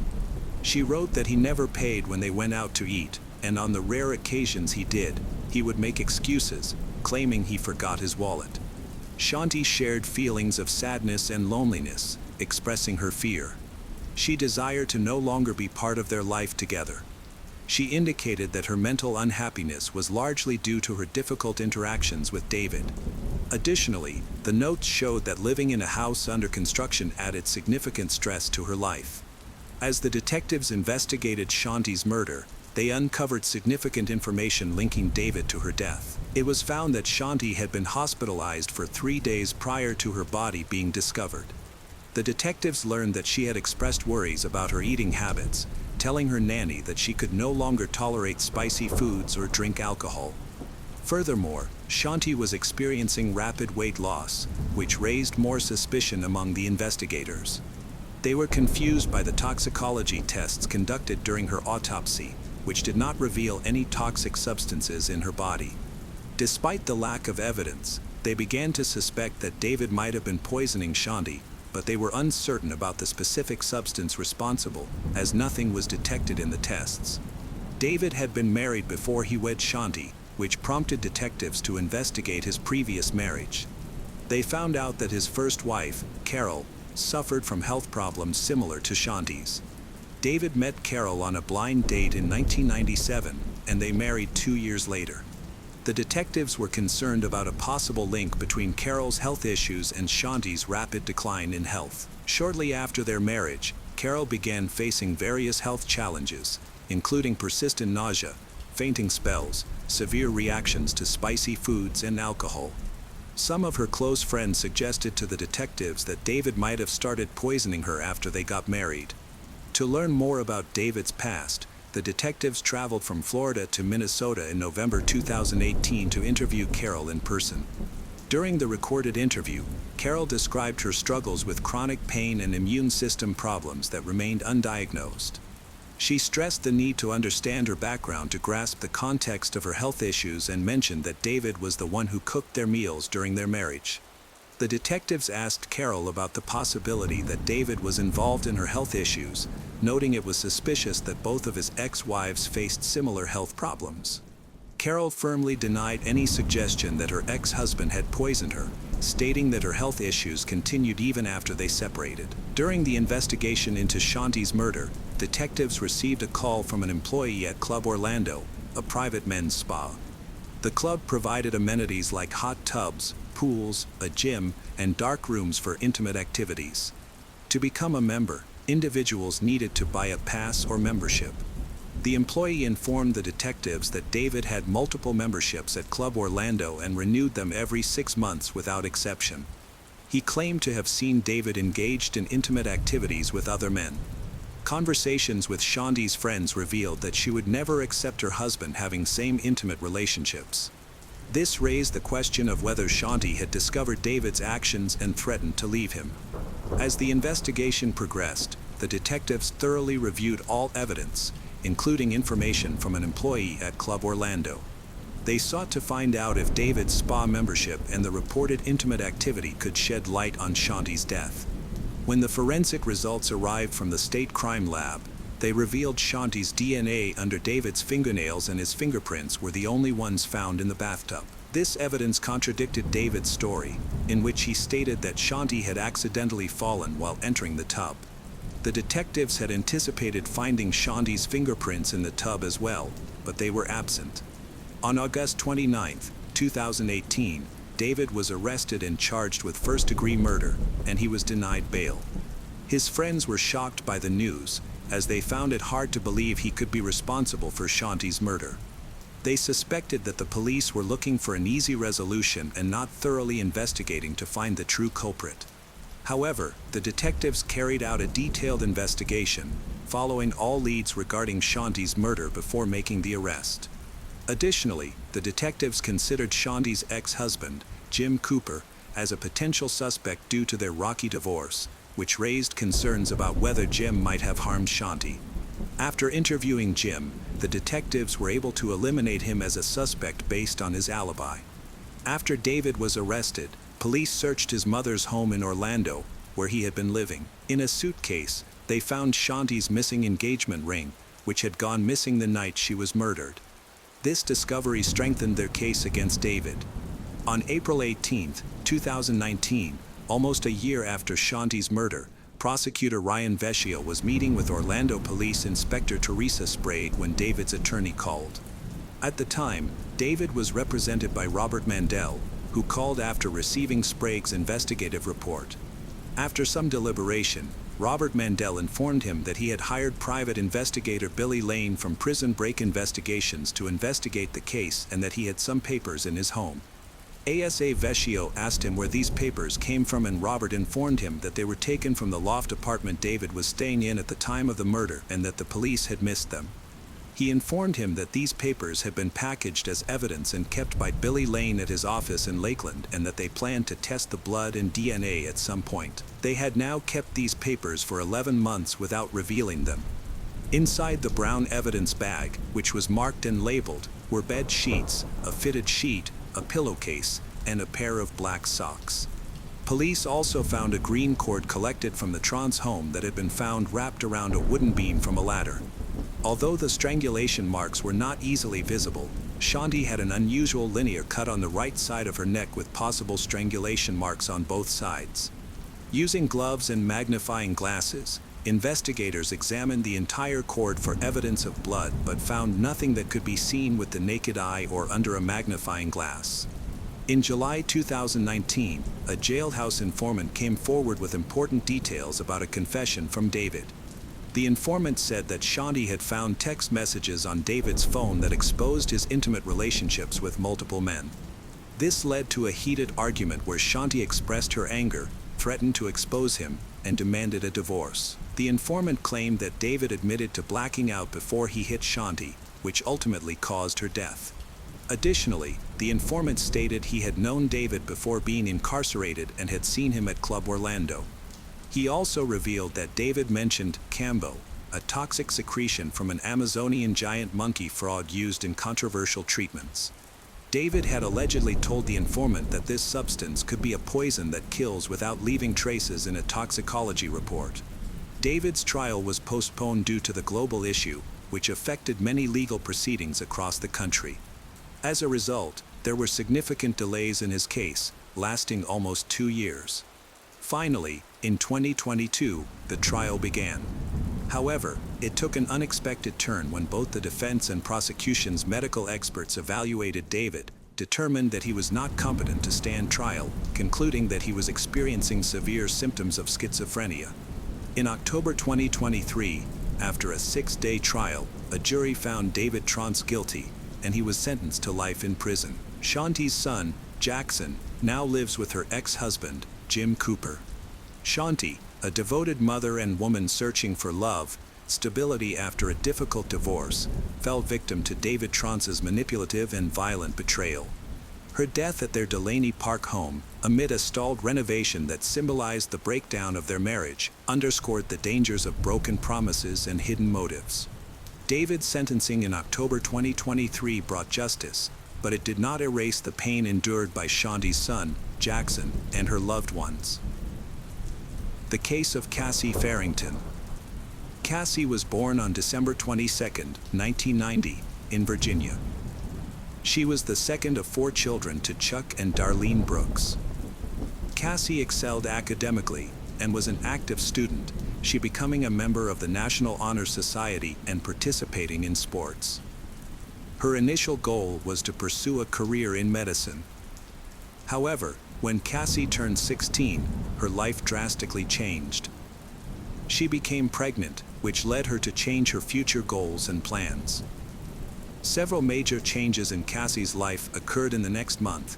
Cassie graduated from high school, gave birth to a baby, married Bradley Farrington, and moved out of her parents' house, all within a brief period, just 1 month.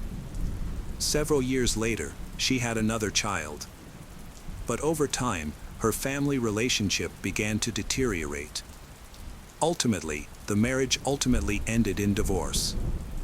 Despite this, she persevered, raising her 2 young children in Silver City, a small town with a population of about 10,000. At 22 years old, she worked as a nurse at the local hospital and rented a place from a coworker. As she turned 23, Cassie entered into a new relationship with a man named David Berry. He bonded quickly with her children, and she felt grateful for the way things were going good. Rather than rushing into things, they focused on building a life as a family unit. Cassie confided in her loved ones and co-workers that David had brought happiness to both her and her children, and she was hopeful that this new relationship would bring her the peace and happiness she had been missing after her previous failed marriage. On March 24, 2014, Cassie phoned her parents after finishing her night shift at the Silver City Hospital. They chatted for a few minutes, during which she shared her plan to drive home, pick up her children, and take them to school.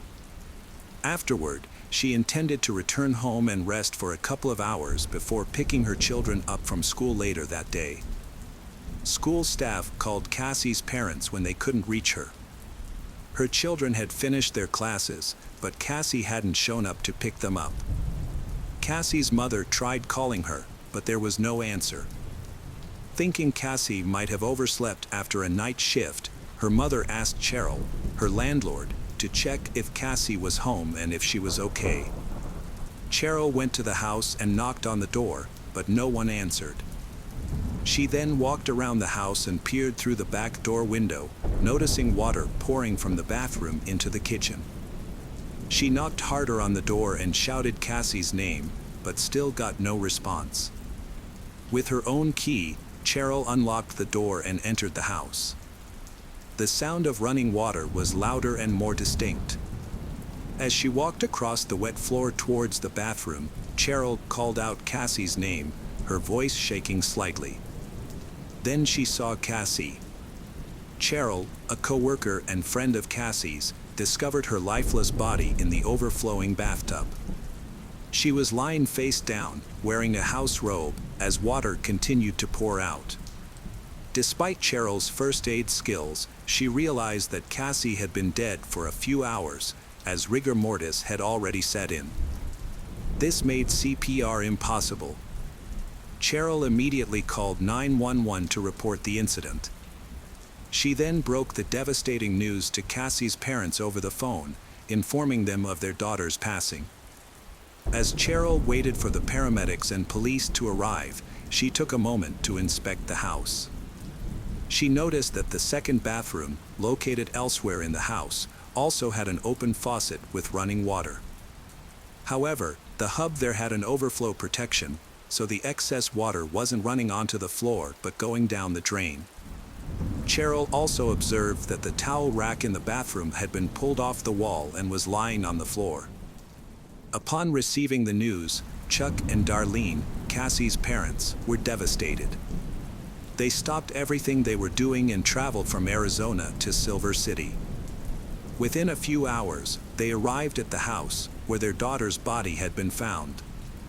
The police were already on the scene, investigating the circumstances surrounding Cassie's death.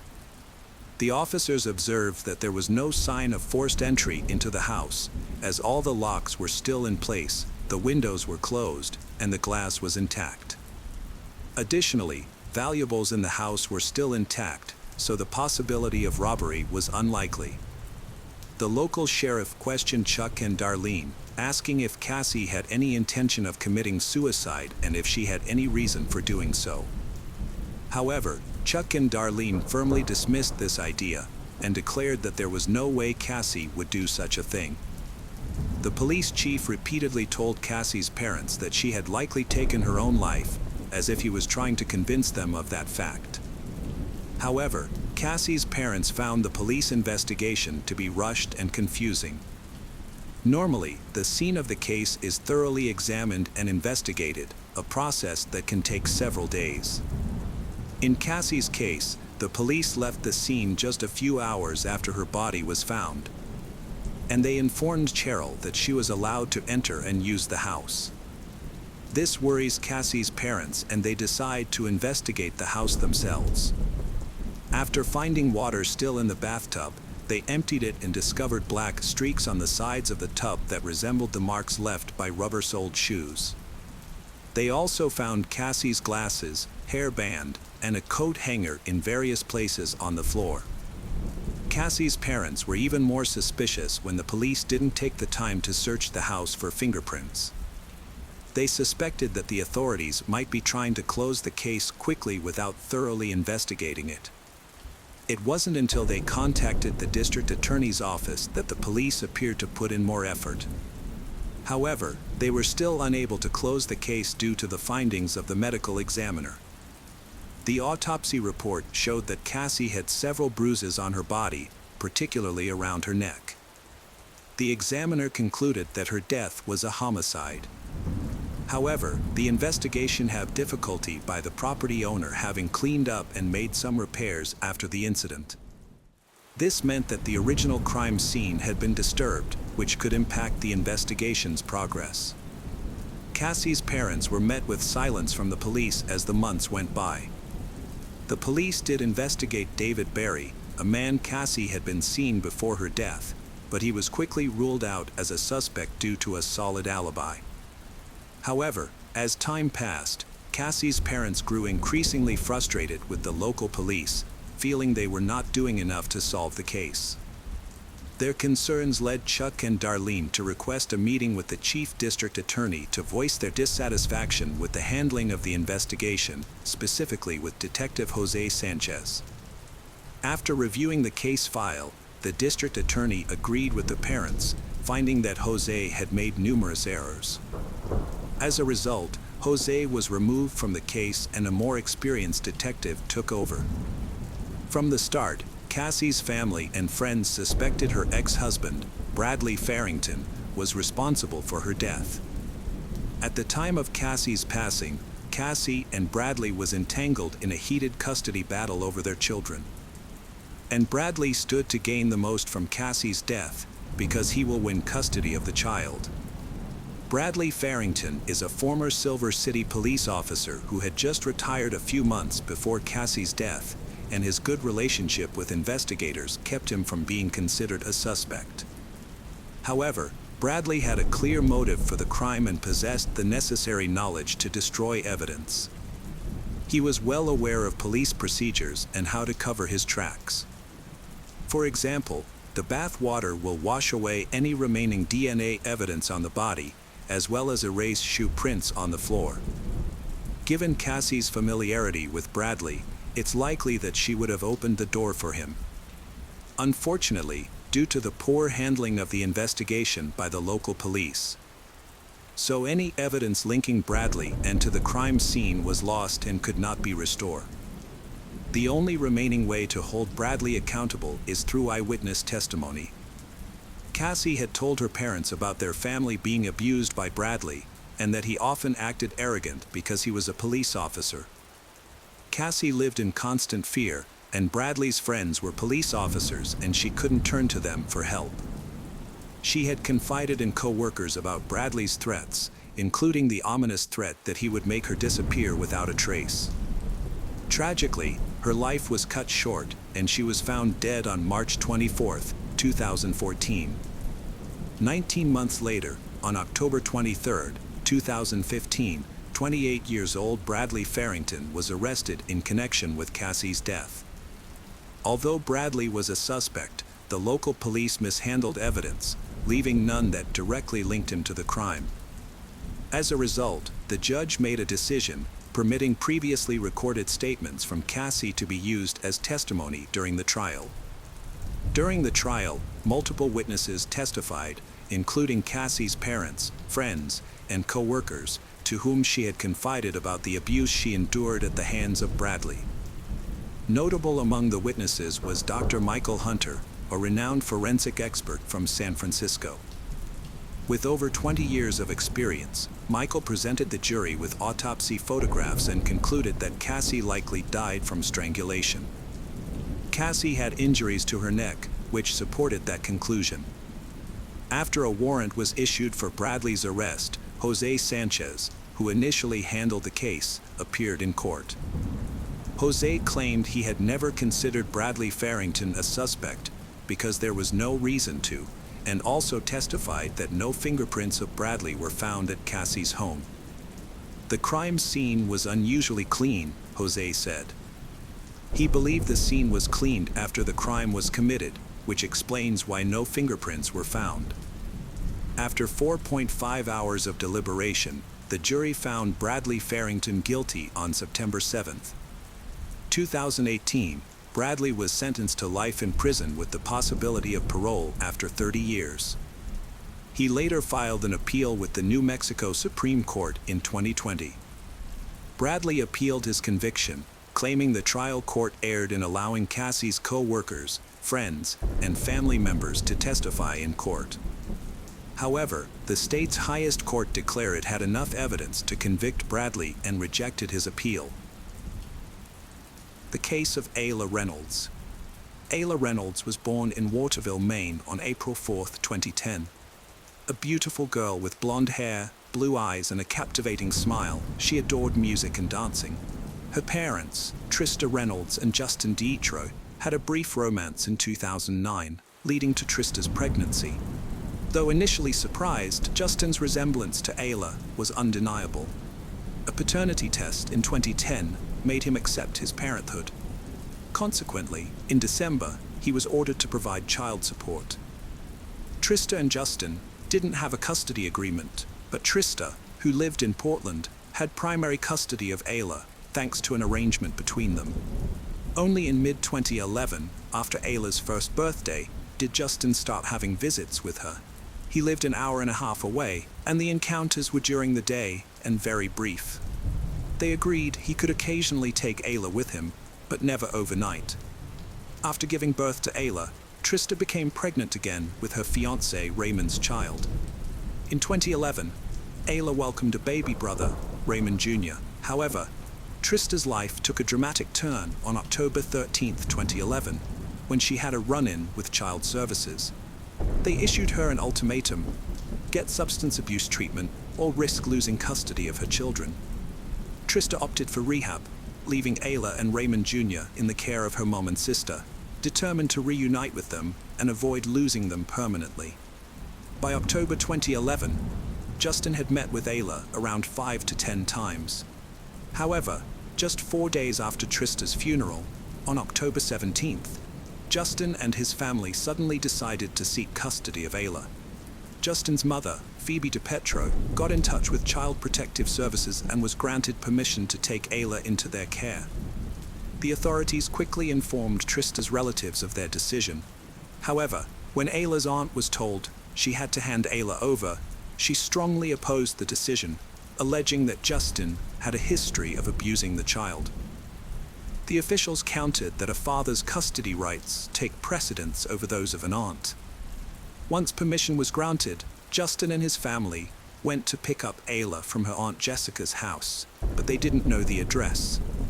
Child protection officials provided the location, and a police officer, Charles Weaver, accompanied Justin and his mother to the house. The paternal grandmother waited in the car while Justin and the officer went to the door. When they arrived, Jessica begged the officer not to take Ayla away and warned that she wouldn't give her up willingly.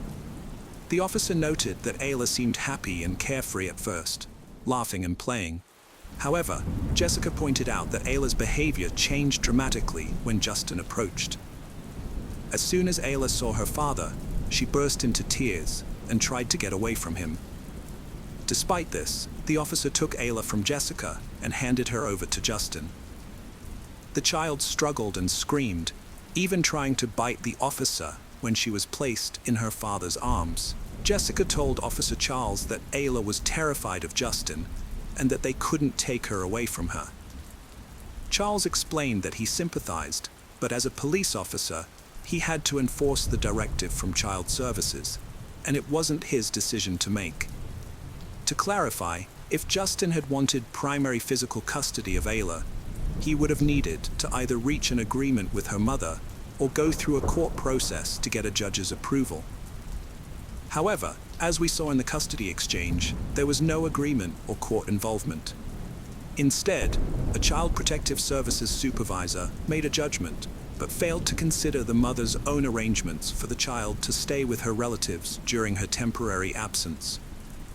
Before a court grants a parent exclusive physical custody, they typically evaluate the situation thoroughly, including background checks and home visits, which did not happen in Ayla's case. In custody cases, the child's best interest should always come first. However, there was reportedly no evidence to support the decision that was made. Many analysts believe that only an imminent danger to the child's safety could outweigh the stability and continuity of staying with her maternal relatives. If Child Protective Services officials believed Ayla was at risk, it's unclear why they only removed Ayla and not her little brother Raymond as well. The father took Ayla to his childhood home in Waterville, where he lived with his mother Phoebe, 47, his sister Alicia, 24, and her baby daughter Gabriella, who like Ayla was an infant at the time. Justin, 25, lived in the partially finished basement, a single large room, while the rest of the family occupied the upstairs area. During Trista's rehabilitation, she called Justin every day to speak with Ayla and ensure everything was going smoothly. She did not perceive any warning signs during these conversations. On October 20th, 2011, coinciding with the 8th day of Trista's treatment, a meeting was held to discuss Ayla's case.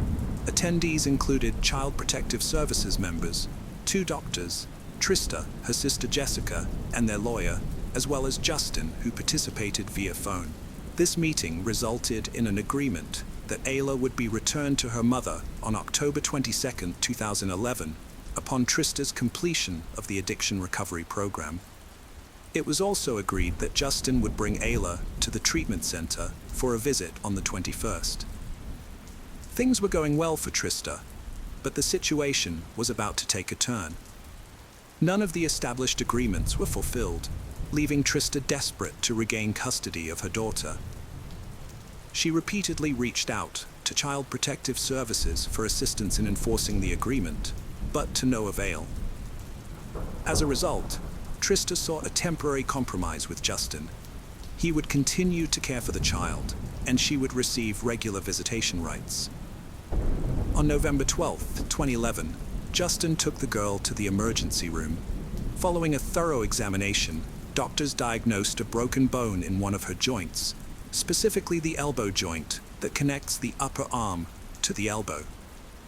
Justin claimed the accident had occurred the previous night, on November 11th, stating that he slipped and fell on her while holding Ayla on the porch during a rainstorm. According to him, although she cried, there were no visible injuries, and it wasn't until the next morning that it became apparent she required urgent medical attention. By the next Monday, the orthopedist concluded that surgery would not be necessary, and the injury would likely heal on its own. A week later, on November 26th, the specialist reported during the third medical appointment that the child's progress was as expected. Trista attended this medical consultation to closely monitor her daughter's recovery, unaware that it would be the last time she would hold her in her arms. From that point on, the situation quickly deteriorated. Frustrated by the ongoing disputes over custody, visitation rights, and even her right to talk to her daughter on the phone, Trista decided to take action. On December 15, 2011, she filed court papers to initiate legal proceedings to gain full physical custody of Ayla. On Saturday, December 17th, 2 days later, Justin contacted the police in the morning to report that Ayla was missing from his mother's house, where he was living with his girlfriend Courtney Roberts and his sister Alicia. According to him, they had put the 20-month-old girl to bed the previous night, and when they woke up early that morning, she was no longer there. Trista was on her way to visit her boyfriend Raymond in a coastal city in Maine, just 50 miles from the Canadian border, when she received devastating news. She was dozing in the passenger seat while her father-in-law, Robert, drove. Robert took a call from Trista's father, who informed him that Trista's baby, Ayla, was missing. The news left Robert frozen, and he searched for a safe place to stop the car and wake Trista. Groggy, Trista listened as her father's voice came through the phone, informing her that her baby's whereabouts were unknown. Desperate, Trista changed course, heading to meet the police who were searching for Ayla. The 90-minute journey felt like an eternity to Trista, who frantically called Justin to find out what had happened, but her calls went unanswered, leaving her terrified. When they arrived at the police station, both Trista and Robert gave statements to the authorities. About 30 minutes later, Trista's father joined them, visibly angry and distressed. It turned out that Justin had called 911 that morning at 8:49 to report Ayla's disappearance. He claimed the last time someone saw Ayla was around 10 p.m. the previous night, when his sister Alicia checked on her before bed. However, on Saturday morning, they discovered Ayla was no longer in her crib, but Justin didn't specify the exact time of her disappearance in the call. Justin suspected that an unknown intruder had kidnapped the toddler. The news of Ayla's disappearance spread rapidly, and the authorities quickly launched an investigation. The police chief addressed the media, assuring them that the case was being thoroughly investigated and that their primary objective was to find Ayla by any means. The police searched the house for any potential clues that could lead them to Ayla, facilitating their operation. Meanwhile, the family stayed with friends, and a command center was set up to coordinate the search efforts. On the third day, Monday, December 19th, the FBI was requested to assist in the search operation. By this point, 75 individuals from various agencies were involved in the efforts. The state police seized 2 vehicles from the Petra residence, a 1996 Ford Explorer, owned by Justin, and a 4-door silver sedan, owned by Justin's girlfriend Courtney, who was present on the night of Ayla's disappearance. The search for Ayla expanded with the FBI's child abduction team conducting door-to-door interviews. 75 officers worked tirelessly, investing 5,000 hours in 10 days, pursuing 330 leads. 50 civilian volunteers and a $30,000 reward aided the effort. Justin initially kept a low profile, avoiding media. However, he made more public appearances, including on the Today's Show, where he addressed the shift in law enforcement's message. He appealed to the perpetrator to return Ayla, emphasizing they had no right to keep her, and she needed to be with her family at home. Justin attributed his delayed cooperation to his initial naivety, having expected Ayla to return within a few weeks. He also stated that law enforcement had advised him to avoid the press, which was partially confirmed by the Department of Public Safety spokesperson. However, the spokesperson clarified that this guidance was only provided at the beginning of the investigation. Subsequently, the police actually encouraged Ayla's parents to remain in the public eye. Justin took the opportunity to respond to the insinuations against him, inviting the TV host to spend a day with him to gain first-hand experience of his situation. While he praised the police's efforts, he acknowledged that some of their methods were unpleasant. He emphasized that the truth remains the same, regardless of how many times he was asked the same questions and accused of lying, believing that the truth will eventually emerge. By the end of January, police discovered Ayla's blood in several areas of the DPO house and announced their findings. Although there was not enough evidence to make arrests, 3 adults, including Justin Courtney and Elisha, who lived in the residence where Ayla was last seen, were suspects. According to Stephen McCausland, spokesperson for the Department of Public Safety, the forensic evidence contradicted the family's story of what happened, making it highly unlikely that someone could have taken Ayla from her bedroom without one of the 3 adults in the house noticing. 6 months after Ayla's disappearance was reported on May 30th, 2012, the police announced that it was unlikely the little girl was still alive. Trista's family invited journalists into their home to watch the press conference where this news was delivered. Trista broke down in tears, and her grief soon turned to anger as she accused Justin of killing her baby. For Trista's family, learning the details of forensic tests conducted at Justin's family's house was extremely difficult. They already knew that Ayla's blood had been found, and they had been told the amount was equivalent to 25% of her blood volume. However, they had not seen the evidence until January 2013, when everything was finally revealed to them. The investigation uncovered disturbing evidence. The baby seat in Justin's 1996 Ford Explorer had Ayla's blood on the left shoulder strap. Dried gastric fluid was found on the back seats.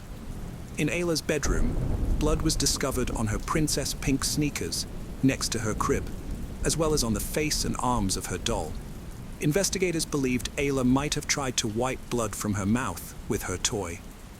Additionally, a blood stain was found on the living room sofa. Most of the blood traces were found in the basement. On the mattress where Justin slept with Courtney, a pool of Ayla's blood was discovered.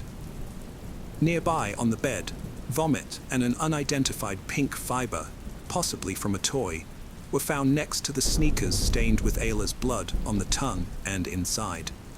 Additionally, splashes of blood were found on the cement floor around the bed and on the walls, with some of the splashes on the walls matching Ayla's height.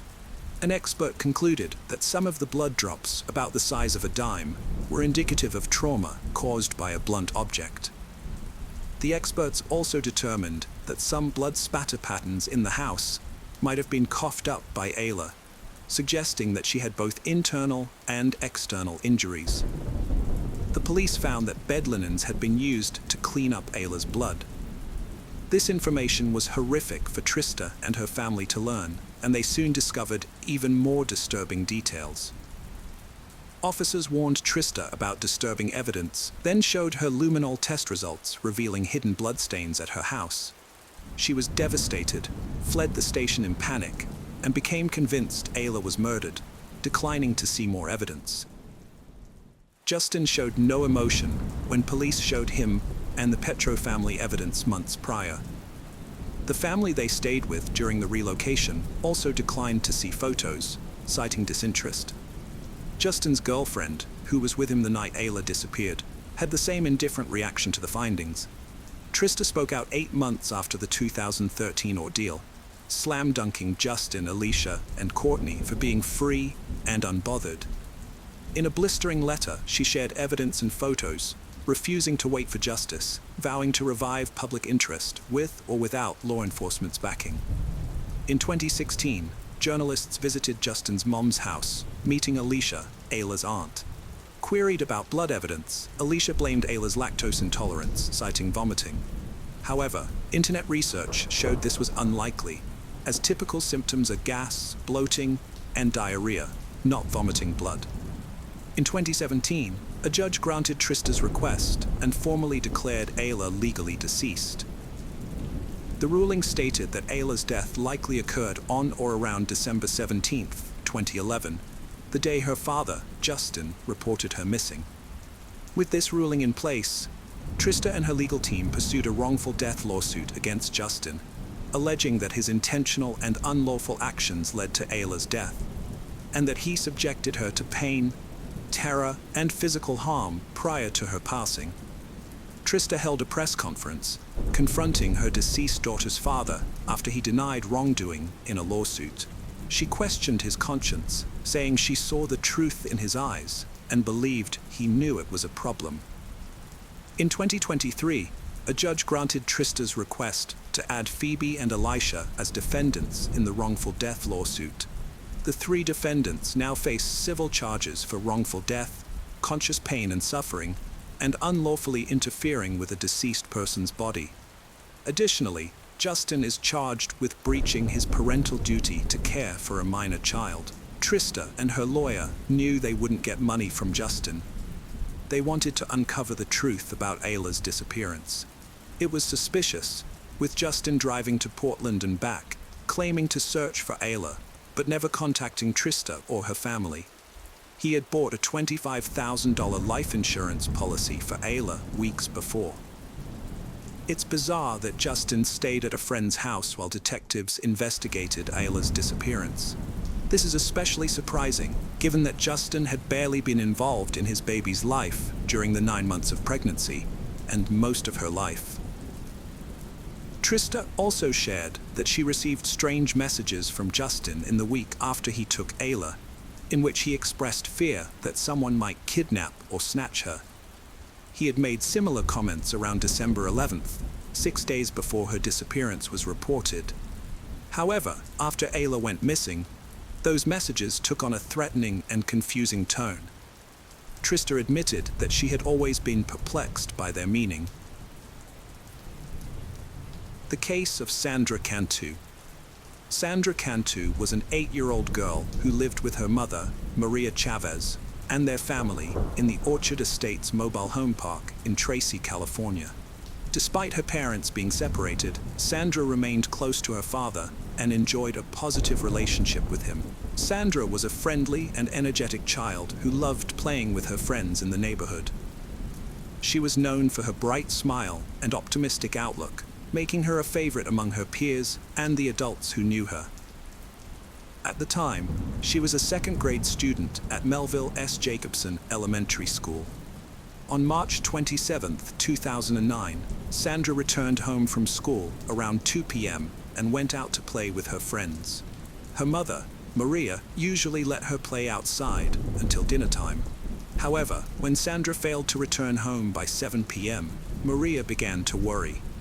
Maria tried to locate Sandra by calling her friends, but none of them had seen her. She then drove around the neighborhood, asking people if they had seen Sandra, but no one had any information. At 7:53 p.m., Maria called 911 to report her daughter missing. The Tracy Police Department quickly responded to the mobile home park and launched a search operation. They asked Maria to describe Sandra's clothing, which included a pink Hello Kitty shirt, black leggings, and Hannah Montana flip-flops. The police then went door to door, questioning neighbors and showing Sandra's picture to gather information. The search for Sandra was a large-scale operation that involved the FBI, cadaver dogs, helicopters, and a team of volunteers. The police showed Sandra's photos to everyone in the community, hoping to find any leads. However, their initial efforts yielded no results. Police are worried, as Sandra always followed safety rules when leaving with her family. They suspect someone familiar might have lured her. Initially, they suspect her father Daniel, who hadn't seen her in a long time, and was in a financial dispute with her mother Maria. However, he's eventually cleared. The police then focus on an unfamiliar ice cream vendor and Frank Waller, a rumored pedophile who allegedly kissed Sandra 2 years prior. Frank admits to being attracted to young girls, but is eventually eliminated. Authorities will continue to monitor him. As the search continues, the community supports Maria. During a vigil, a neighbor finds a disturbing handwritten note near a mailbox and shares it with the officers. A cryptic message was discovered, stating, "Cantu locked in stolen suitcase, thrown in water on Bachet Road and Whitehall Road. Witness." The note's spelling mistakes and suspicious appearance raised questions about its authenticity and the intentions of its writer. Investigators needed more information and decided to interview Melissa, Sandra's neighbor and a Sunday school teacher at her grandfather's church. Melissa explained that she had recently gone through a divorce and a breakup, and now lived with her grandparents and her 5-year-old daughter. Sandra and her sisters often visited Melissa's trailer to play with her daughter, which created a close bond between the two families. When Melissa was questioned, she admitted that she didn't notice anything unusual when she found the note, and she allowed the FBI to search her car. Inside the glove compartment, they found a note with scribbled words, suggesting someone tried to conceal the message. The note was sent for further analysis, and Melissa was released. Weeks passed without any sign of Sandra, but her case took a shocking turn when her body was found inside a black suitcase in an irrigation pond. The suitcase had floated to the surface after the pond was filled 2 weeks prior. Sandra's body was identified by the clothes she was wearing, and an autopsy revealed that she had many cuts and wounds. The suitcase was locked and had an extra cord securing it, indicating that the killer wanted to keep it closed for a longer time. The grim discovery left everyone in shock and horror. The farmer who found the suitcase, Jose Luis Franco, was rewarded $20,000 for alerting the authorities. The autopsy revealed that Sandra had been severely assaulted, with no signs of biological fluids, but indications of an unknown object being used. The cause of death was asphyxiation, and a high dose of alprazolam was found in her system, suggesting she had been drugged. The official cause of death was ruled as homicidal asphyxiation. Tragically, it was determined that Sandra had been murdered just hours after she was last seen on surveillance footage, sending shockwaves through the community. The investigation revealed that Sandra's killer was not a random abductor, but someone she knew. The police pieced together a profile of their potential suspect. A white male, aged between 25 and 40, with a history of sexual assault or possessing child abuse material. The investigation took a surprising turn when a neighbor reported seeing a dark purple, two-toned SUV near the irrigation pond on the day Sandra disappeared. The car's unusual color and unfamiliarity in the area raised suspicions, and the neighbor's description matched a woman named Melissa Huckabee. Surveillance cameras showed Melissa getting into her SUV near Sandra's house around 3:30 p.m. and then driving towards her own house. She was later seen near the pond around 5:30 p.m. This timeline placed Melissa in the area around the time Sandra went missing, making her a prime suspect. However, when the police approached Melissa, they found that she had attempted suicide by ingesting razor blades and was hospitalized. When questioned later, Melissa claimed she was unaware of what had transpired and had only brought a note to the attention of the authorities. She denied any involvement in Sandra's murder. The police investigated Melissa's alibi and found that her phone records were crucial evidence. Earlier, Melissa had reported a theft to the police, claiming that her suitcase was stolen from her driveway around 4 p.m. She even sent a text message to Maria, mentioning the stolen suitcase. This was significant because the suitcase found with Sandra's body matched the one Melissa reported stolen.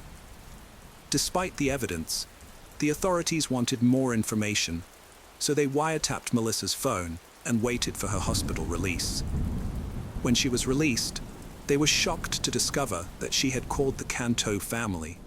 Melissa invited one of Sandra's siblings to her home, but when the police responded, they found no children, suggesting that Melissa might have been planning to lure another child to her house.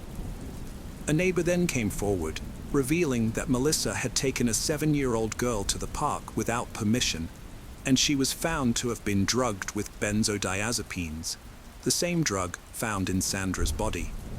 The police suspicion of Melissa grew, and they discovered a notebook in her trailer with handwriting matching the note she claimed to have found. They also found a cryptic note in her car and a drug prescribed to her that matched the one in Sandra's body. During a search of her grandparents' church, they found a rolling pin with blood that matched Sandra's DNA profile, and a window blind missing a drawer cord, which matched the cord used to secure the suitcase. This led to Melissa's arrest on suspicion of kidnapping and murder.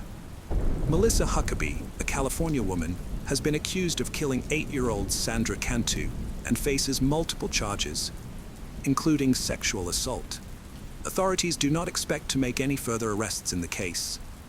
When questioned by investigators, Huckabee initially denied any involvement, but later claimed that Sandra's death was an accident. She said she was playing a game of hide-and-seek with Sandra and her own daughter, and Sandra agreed to hide in a suitcase. Huckabee claimed she forgot Sandra was inside and only remembered when she arrived at a church, finding Sandra's lifeless body. Huckabee eventually confessed to zipping Sandra into the suitcase and leaving her there until it was too late. She then dumped the suitcase containing Sandra's body into a nearby pond. Further investigation into Huckabee's personal life revealed a troubled past, including criminal activities, depression, and other mental health issues. She had a history of theft convictions and had filed for bankruptcy due to credit card debt and medical expenses. Huckabee's family members, including her father and ex-husband, described her as struggling with depression and having issues with her self-image. Despite this, they said she was not prone to violent behavior. Huckabee is currently under suicide watch and faces multiple charges related to Sandra's death. The trial of Melissa Huckabee began on April 14th. During the proceedings, she became emotional when the prosecution described her criminal actions. She closed her eyes and struggled to hold back tears.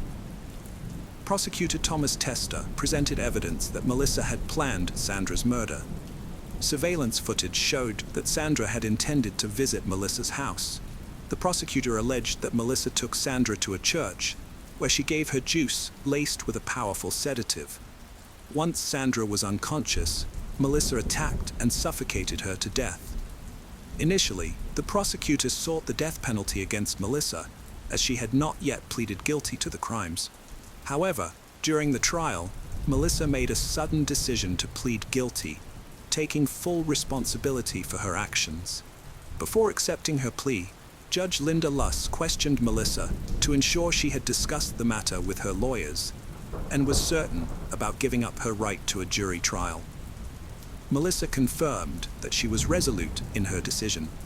Prosecutor Thomas Tester raised concerns about Melissa Huckabee's mental state after Judge Luss finished questioning her. He cited her unusual behavior in prison, including a self-harm incident, which made him question her ability to make rational decisions. Although Melissa seemed coherent in court, Tester worried about her decision-making in the long run. Despite Judge Luss's reassurance, Tester asked Melissa if she understood the situation, likely fearing she might retract her guilty plea. Melissa's admission of guilt marked a significant turning point in the case, bringing some closure to the Cantu family and avoiding a lengthy trial. This crucial moment simplified the legal proceedings and provided the Cantu family with some comfort after Sandra's tragic death. It also paved the way for what would happen next in the case.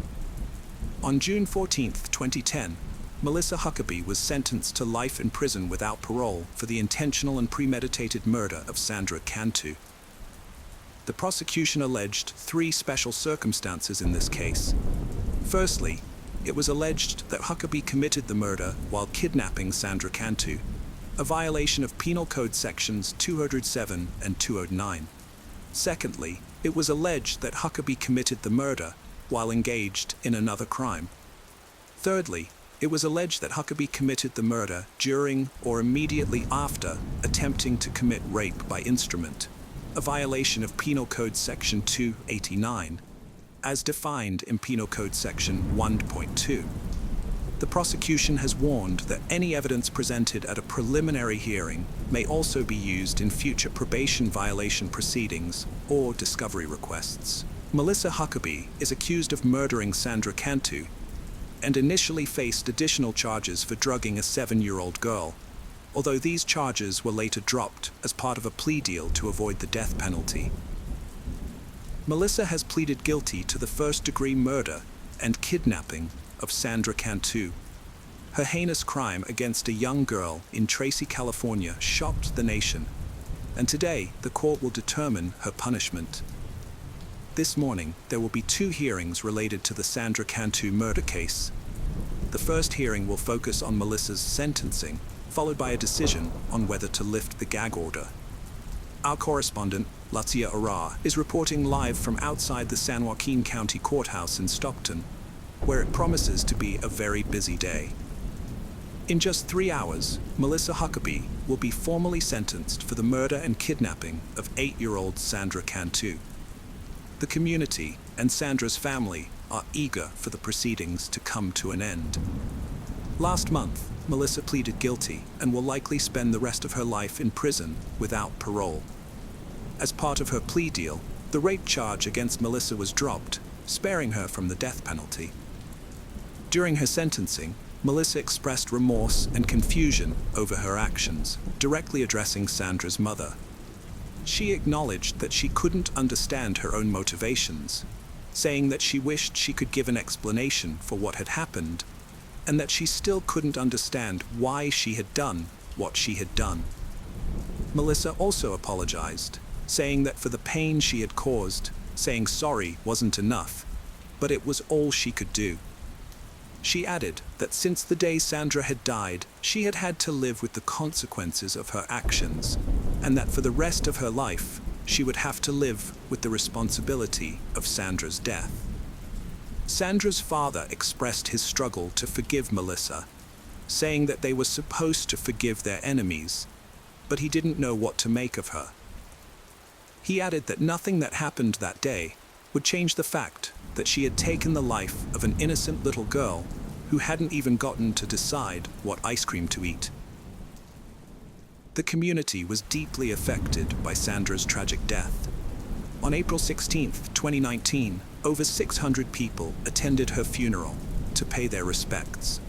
To honor her memory, volunteers planted a tree and built a new playground at Jacobson Elementary School, and one of her cousins started an annual celebration called Tracy Celebrates Children, which helps local kids get fingerprinted and photographed in case they go missing.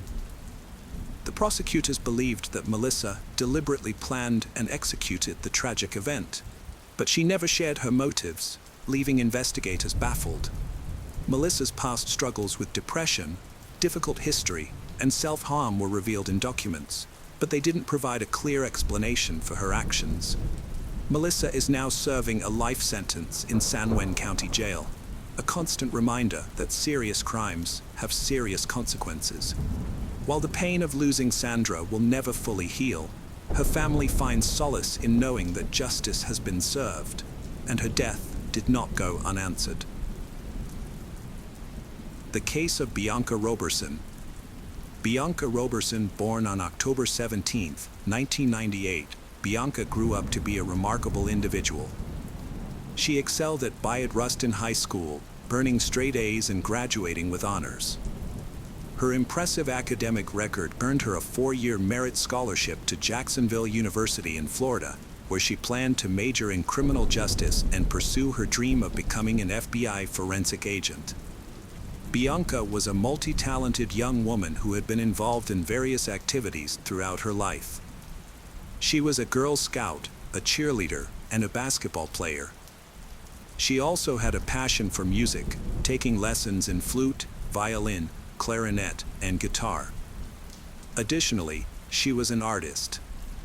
Bianca lived with her mother and maternal grandmother, Josephine Perry, and was excited to experience the independence and challenges of dorm life.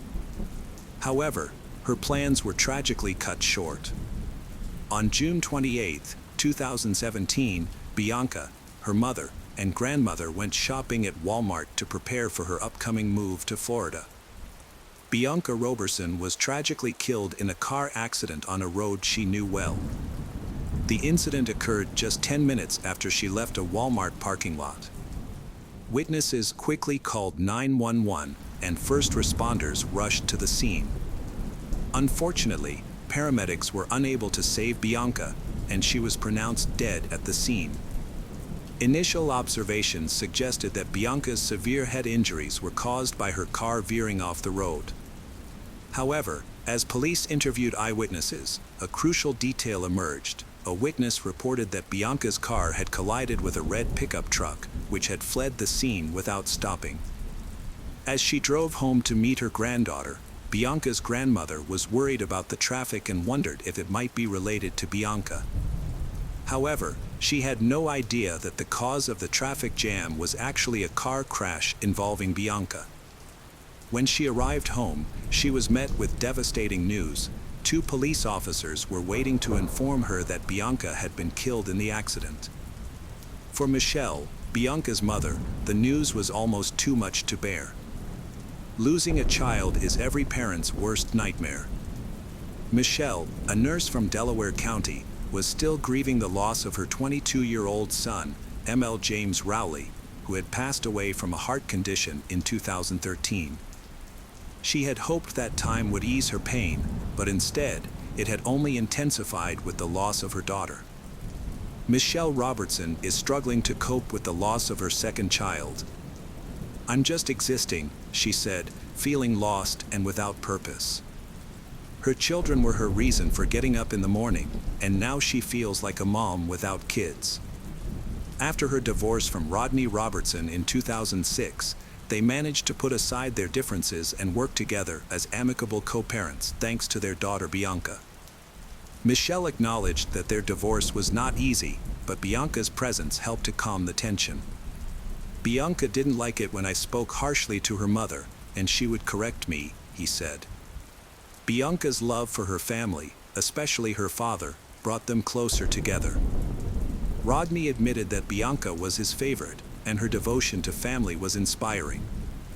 Bianca's father proudly said that his daughter was one step closer to achieving her dream of becoming an FBI forensic specialist. Bianca was excited to be on her own, but her future career was her main focus. Her hard work had paid off, as she had received a 4-year merit scholarship to Jacksonville University, one of the 3 schools that had accepted her out of the 4 she had applied to. Bianca's father said she had also been accepted to Coastal Carolina and the University of Georgia. Investigators were seeking CCTV footage to confirm the initial belief that Bianca's car veered off the road after colliding with a red pickup truck. If this were the case, it would imply that Bianca's death was no accident, but rather a deliberate act that required the police to identify a perpetrator. However, the truth revealed during the investigation proved even more stunning. While awaiting the CCTV footage, a significant development in the case occurred. It was initially assumed that Bianca's death resulted from her car crashing and hitting her head. Yet, during the autopsy, forensic experts made a startling discovery: there was a bullet in Bianca's head. This revelation drastically altered the course of the investigation. What initially seemed like an accident and later a collision with a red pickup truck was revealed to be a death caused by a gunshot wound to the head. The autopsy report's findings prompted detectives to meet with Bianca's family, bringing devastating news that her death was no accident. This revelation sent shockwaves, especially for her mother, Michelle, who couldn't fathom why anyone would harm her daughter.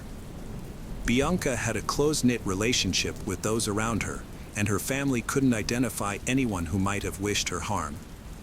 Desperate for answers, the Robertson family relied on investigators to identify the person responsible for Bianca's tragic death.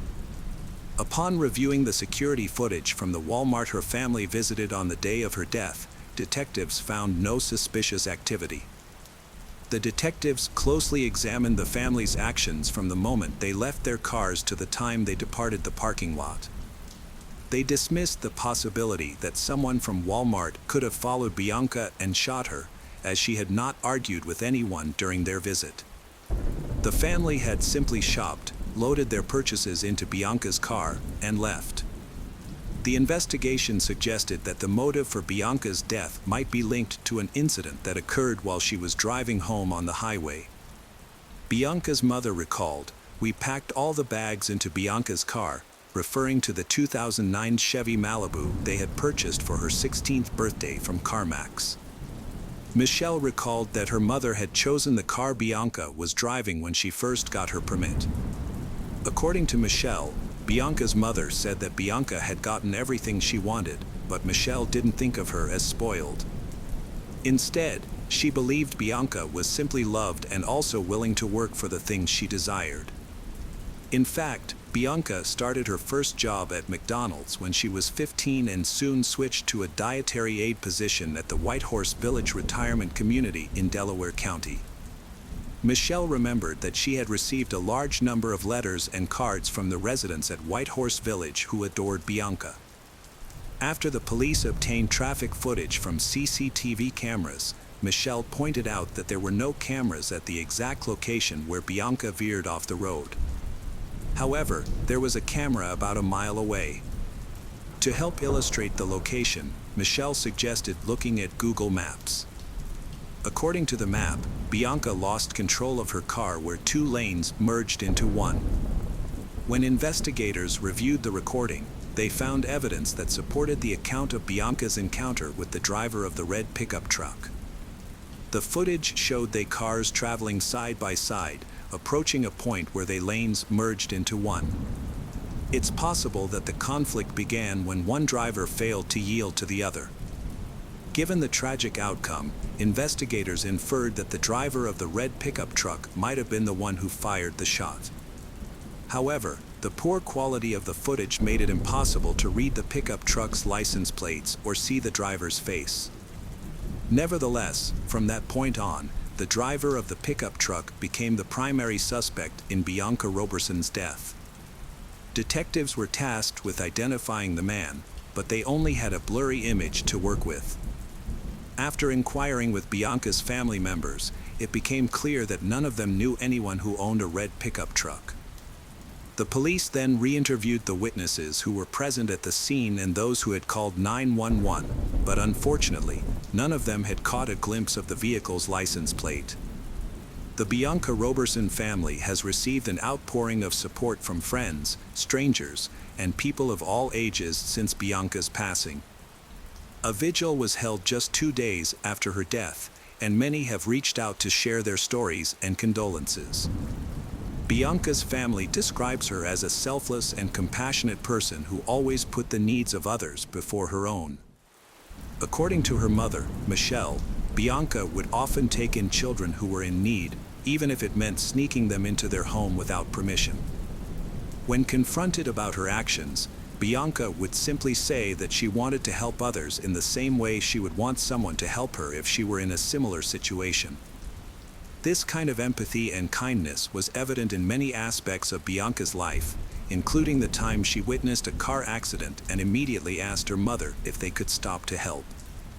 A kind-hearted woman's first instinct was to invite those eating alone to join her family for dinner. In the aftermath of Bianca's car accident, investigators analyzed footage from distant cameras to determine the direction of the red pickup truck involved in the incident. To gather more details about the truck, including its brand, model, and license plate, they required higher quality footage. The police sought the public's assistance through the media, asking anyone with information about the truck to come forward. Following the accident, the pickup truck turned towards Poi Pike. To find evidence, detectives visited nearby houses and shops, searching for cameras that might have captured the truck. After an extensive search, they found a camera with good quality footage, taken around 5 minutes after witnesses called 911 to report Bianca's car accident. Upon analyzing this footage, detectives saw the red pickup truck driving by shortly after the incident. The investigation continued, but the license plate of the suspect's car remained unknown, and it was unclear if the car in the footage was the same one or just a similar vehicle. However, 2 days after the incident, a new lead emerged when a woman contacted the police, claiming to have seen the car they were searching for.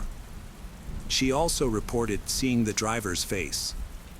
She described the car as a red pickup truck that overtook her, stopped at the Poi Pike intersection, and then turned left.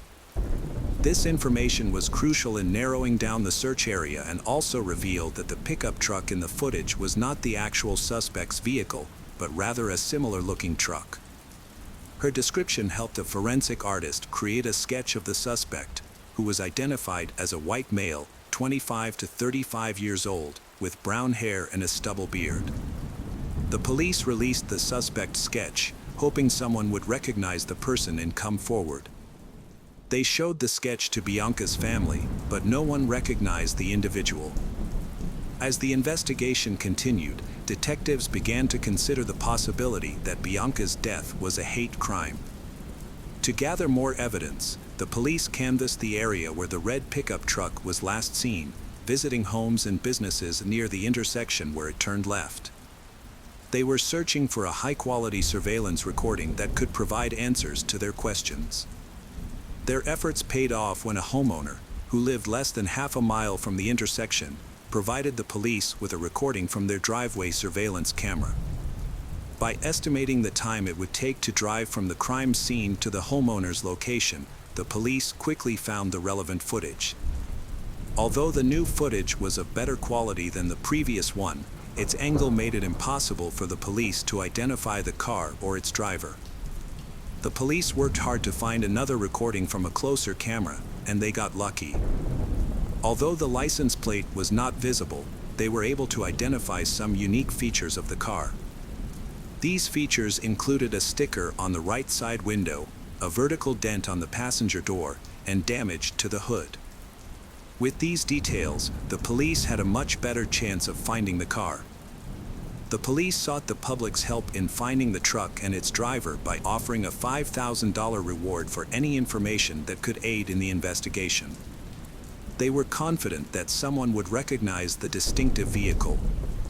3 days after Bianca Roberson's death, a lawyer contacted the police station on behalf of a client who wanted to turn himself in, stating that his client was connected to the incident that resulted in Bianca's death. The incident occurred on a recent Wednesday at approximately 5:30 p.m. Bianca Roberson, an 18-year-old who had just graduated from Westchester Ruston High School, was driving on Route 100, a 2-lane highway, on her way to Jacksonville University. Her life was full of promise, with a loving family and a bright future ahead. As she approached the merge with Route 202, the road narrowed from 2 lanes to 1. A common merge on a southeastern Pennsylvania highway turned deadly last Wednesday when a dispute over positioning escalated into violence. Bianca Roberson was merging from 2 lanes to 1 when a man in a red pickup truck, also merging, became agitated and shot her in the head. The suspect, 28-year-old David Desper of Pennsylvania, surrendered to police with his lawyer. Although he refused to testify, he consented to a search of his home and revealed the location of his pickup truck.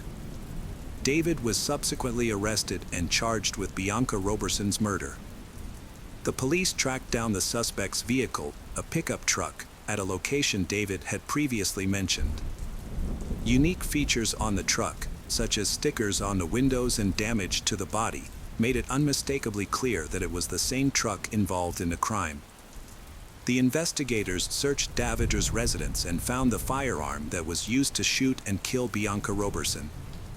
Despite this major breakthrough in the case, the authorities remained baffled as to the killer's motivation.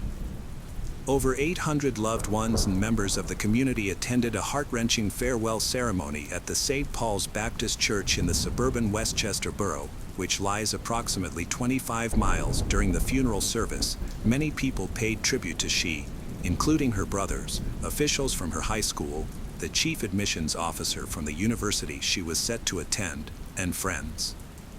In his eulogy, Pastor Wayne Croft Sr. drew a comparison between the shooter and two other infamous cases: George Zimmerman, who shot and killed Trayvon Martin, a black teenager, in Florida in 2012, and was acquitted of murder in 2013, and Michael Dunn, who shot and killed Jordan Davis, another black teenager, in Florida in 2012, after a dispute over music.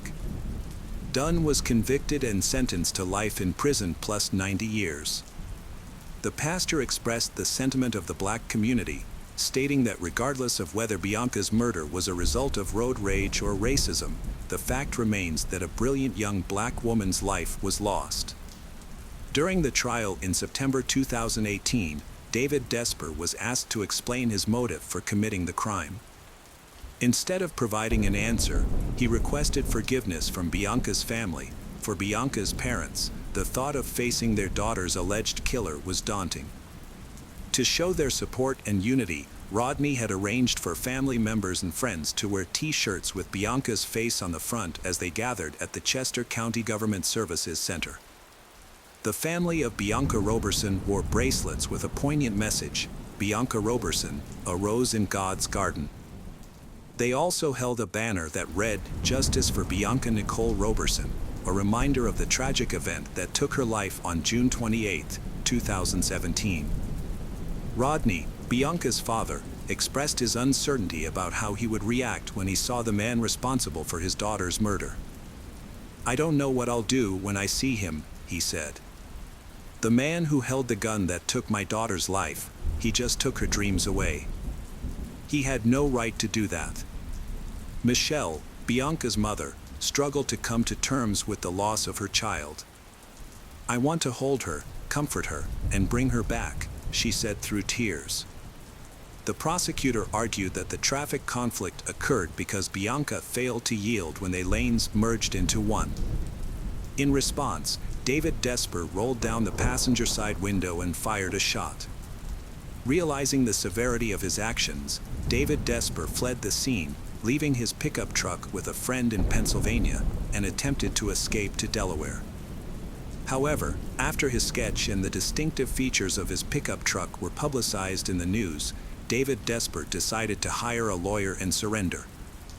The police investigated his social media accounts and interviewed his friends, but found no evidence to suggest that the crime was motivated by bias.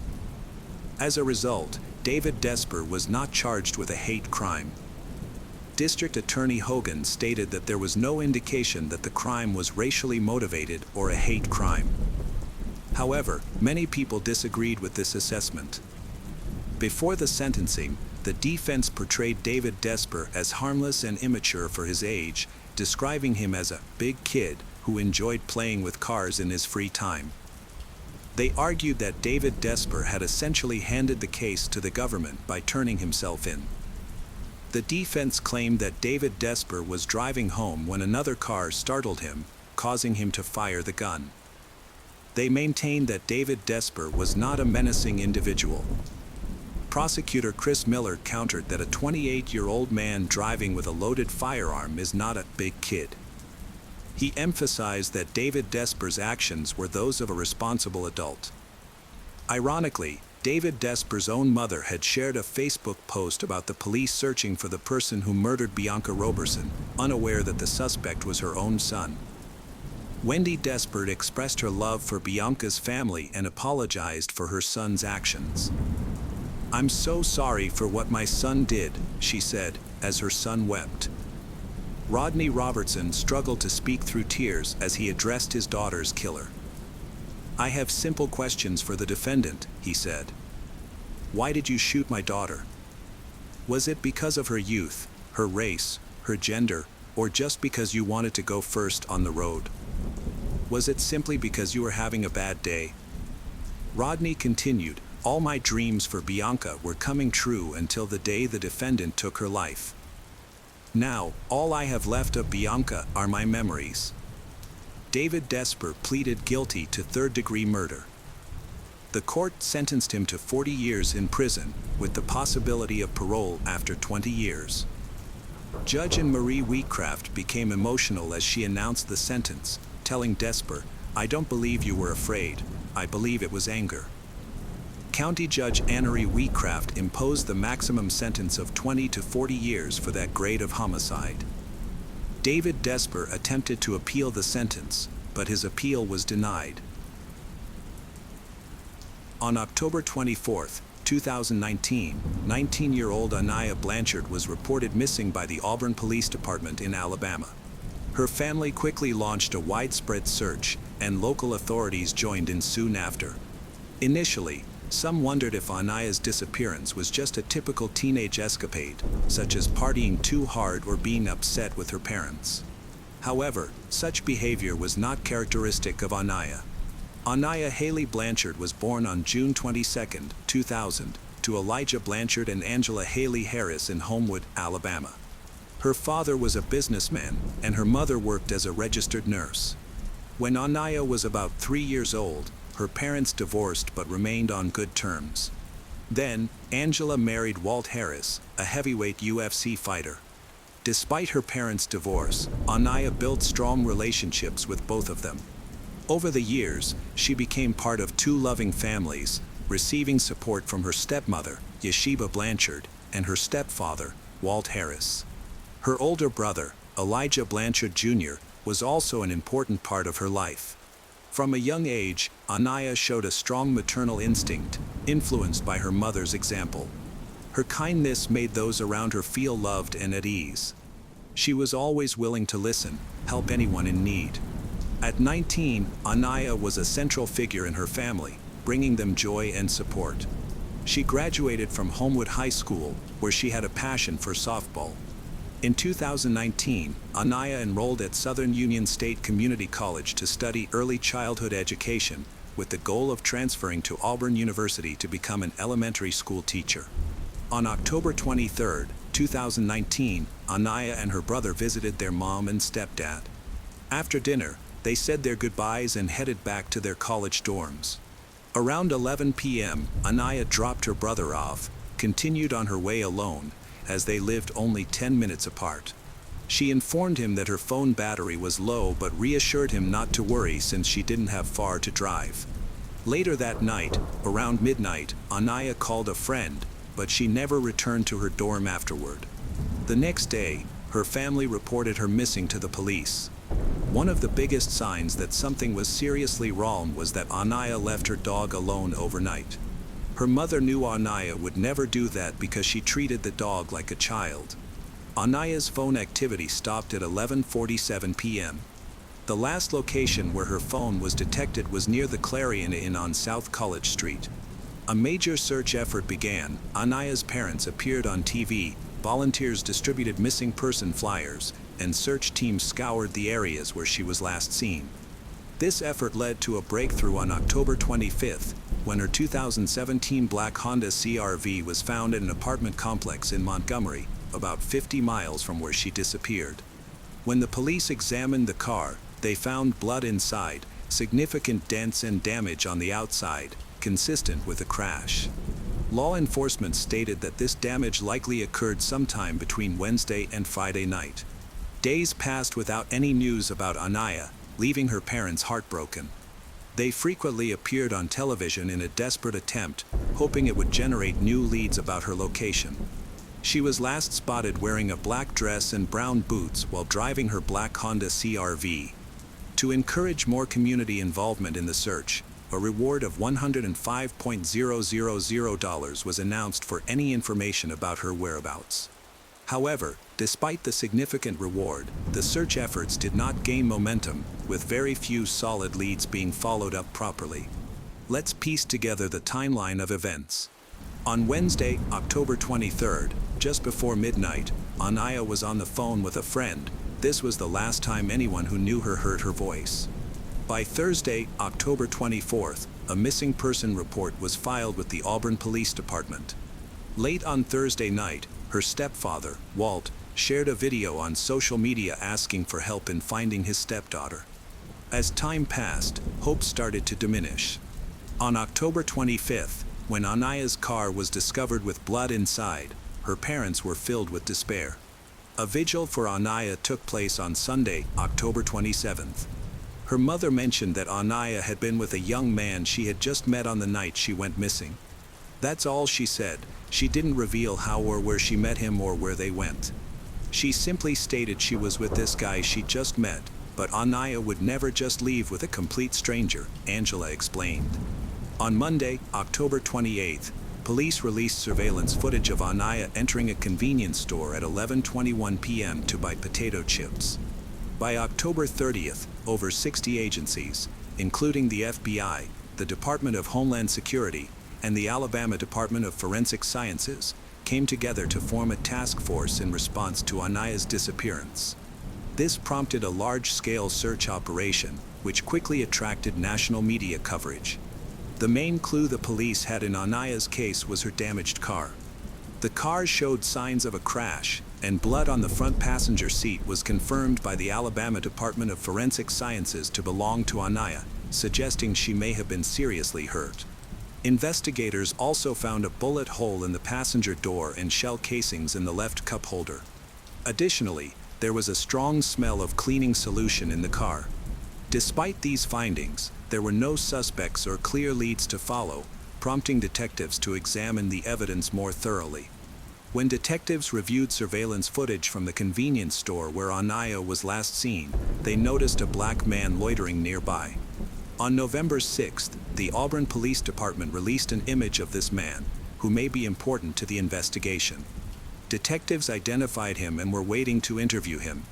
He was described as a black man aged between 20 and 30, weighing around 200 pounds, and standing between 5 feet 8 inches and 5 feet 10 inches.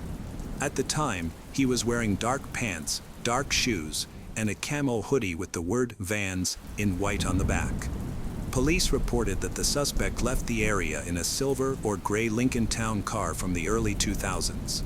The following day, authorities identified the man as 29-year-old Ibrahim Yazid from Montgomery. Surveillance footage confirmed that he and Anaya were in the store at the same time.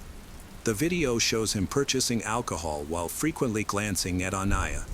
Later, he was captured on camera getting out of Anaya's car from the passenger side. Additional footage from another gas station showed him re-entering the car on the passenger side. After that, Anaya and Ibrahim drove away together. However, there was confusion about the bullet hole in the passenger seat being associated with Anaya's blood. Eyewitnesses reported seeing Anaya and Ibrahim talking near her car outside the store that night. One witness claimed she saw Ibrahim force Anaya into the car before he drove off with her vehicle. Detectives noted that the witness told a friend about the incident, but neither of them intervened to help her. At that time, he already had an extensive criminal record and was out on a $295,000 bond related to charges of marijuana possession, robbery, and attempted murder. By the age of 30, he had committed nearly every type of crime except for murder, including violent offenses. In 2012, he was accused of trying to kill 2 police officers by crashing into their car, and in 2017, he was arrested for aggravated assault on an officer. His background includes numerous assaults on officers, dealing synthetic banned substance, and involvement in robberies. In one attempt to escape, he crashed into a police vehicle. Despite this history, the court repeatedly released him on bail or imposed minimal punishments. In June 2020, Ibrahim Yazid was charged with the murder of Stephen Hamby, which occurred in 2018. He was also charged with attempted murder for shooting a woman in the face during the same incident. Despite these serious charges, he remained at large. Auburn police chief indicated that further investigation revealed Ibrahim was present at the location where Anaya was last seen, and he was involved in her abduction. There is no evidence suggesting that Ibrahim knew Anaya. She might have been a random target during a carjacking. Authorities did not rule out the possibility of further arrests and continued to search for any accomplices. An arrest warrant was issued for Ibrahim Yazid, who faced first-degree kidnapping charges and had a history of violent crime arrests. As authorities actively sought Ibrahim, they warned the public that he might be armed and dangerous. On November 7th, the police issued the arrest warrant for him. This followed the release of surveillance footage believed to show Ibrahim, which prompted a tip that led police to Pensacola, Florida. There, the Florida Regional Fugitive Task Force located him near an interstate exit around 2:30 a.m. Ibrahim was arrested and taken to the Escambia County Jail in Florida on first-degree kidnapping. He agreed to be extradited back to Alabama and was denied bail, as he was considered a fugitive wanted in another state. Anaya Blanchard's family worried that her cheerful and caring personality may have put her in harm's way, making her a target for criminals. She always brightens everyone's day and spreads joy. It's heartbreaking to think that this very trait might have led her into danger. She was so trusting, and someone may have taken advantage of that, her mother remarked in an interview. The family also rejected rumors suggesting that Anaya had plans to meet a man the night she disappeared. They reviewed her social media accounts and confirmed that she had only been in contact with family and her roommate. One of Anaya's last messages was a Snapchat to her roommate, stating she was with a guy she had just met. However, her roommate didn't believe Anaya wrote that message because it did not match her usual style. The investigation stalled until police arrested a second suspect, Antoine "Squirmy" Fisher, on November 22nd. A prosecutor later disclosed that Fisher assisted Ibrahim in switching cars and provided him with money to flee to Florida. Just as detectives were preparing to interrogate Fisher, the kidnapping case evolved into a murder investigation. On November 25th, police apprehended a third suspect, David Johnson, Jr., charging him with hindering prosecution. Eventually, the charges against Fisher and Johnson were dropped. County District Attorney Brandon Hughes chose not to disclose how Johnson was obstructing the prosecution, citing a gag order that prevents attorneys, prosecutors, and witnesses from discussing the case with the media. Fisher testified that Ibrahim came to David Johnson's home for seniors on October 24, 2019, between 5 and 6 a.m. He stated that he noticed Anaya Blanchard's car parked near some bushes at that time. Ibrahim reportedly told Fisher that he needed more fuel for the stolen vehicle. Fisher then drove Ibrahim to a gas station, where they filled a can with gas before going back to Johnson's house. Ibrahim mentioned he needed to get something, so Fisher drove him north on Interstate 85 toward Shorter. They stopped in Montgomery, where Ibrahim retrieved an assault rifle. After that, they went to a cemetery off I-85, where Fisher claimed he saw Ibrahim dragging what appeared to be two legs wrapped in a blanket. Ibrahim allegedly spent some time in the woods before returning to the car. By the end of November, hopes of finding Anaya alive had almost vanished. On November 25th, police discovered human remains in a wooded area in Macon County, located off County Road 2. Investigators found a skull with a bullet hole in it, along with clothing that matched what Anaya Blanchard had been wearing when she was last seen. They also found a lead projectile nearby. 2 days later, on November 27th, the remains were confirmed to be Anaya Blanchard's. An autopsy showed that she had been killed by a gunshot wound to the head. Consequently, the charges against Ibrahim were upgraded from first-degree kidnapping to capital murder. He is now facing 2 counts of capital murder. One is committing homicide in an automobile through the use of a deadly weapon while the victim was in the vehicle, and the other is committing homicide during kidnapping in the first degree. The preliminary hearing was postponed several times for global issues, but Anaya's family and the public remained hopeful for the strongest punishment for the man responsible for her loss. Ibrahim, who is accused of kidnapping 19-year-old Anaya Blanchard, appeared in court for a preliminary hearing on November 20th. His lawyer filed a motion asserting that Ibrahim was entitled to this hearing on the kidnapping charges, arguing that Ibrahim did not kill Anaya and only acted in self-defense when she threatened him with a weapon. The next hearing occurred in June, where Auburn Police Detective Josh Mixon provided testimony about the case. Defense attorneys questioned the prosecution's assertion that the crime took place in Lee County. After reviewing the evidence, Judge Russell Bush determined there was enough probable cause to proceed with the case to the Lee County Grand Jury. Court records indicate that Anaya Blanchard tried to defend herself when criminals attempted to steal her car. Although she was trained to use a firearm and capable of protecting herself, the experienced criminal was faster. As of March 6, 2023, Ibrahim Yazid had not yet pleaded guilty to any of the charges against him and remains in custody without bail. His trial has been delayed multiple times. Consequently, Ibrahim Yazid will remain in jail at the Lee County Sheriff's Office until he is either convicted or acquitted. Anaya Blanchard's disappearance and death received significant national attention. Her tragic case led to the establishment of Anaya's Law, which reformed Alabama's bail laws. Her accused killer, Ibrahim, was free on bail at the time of her death.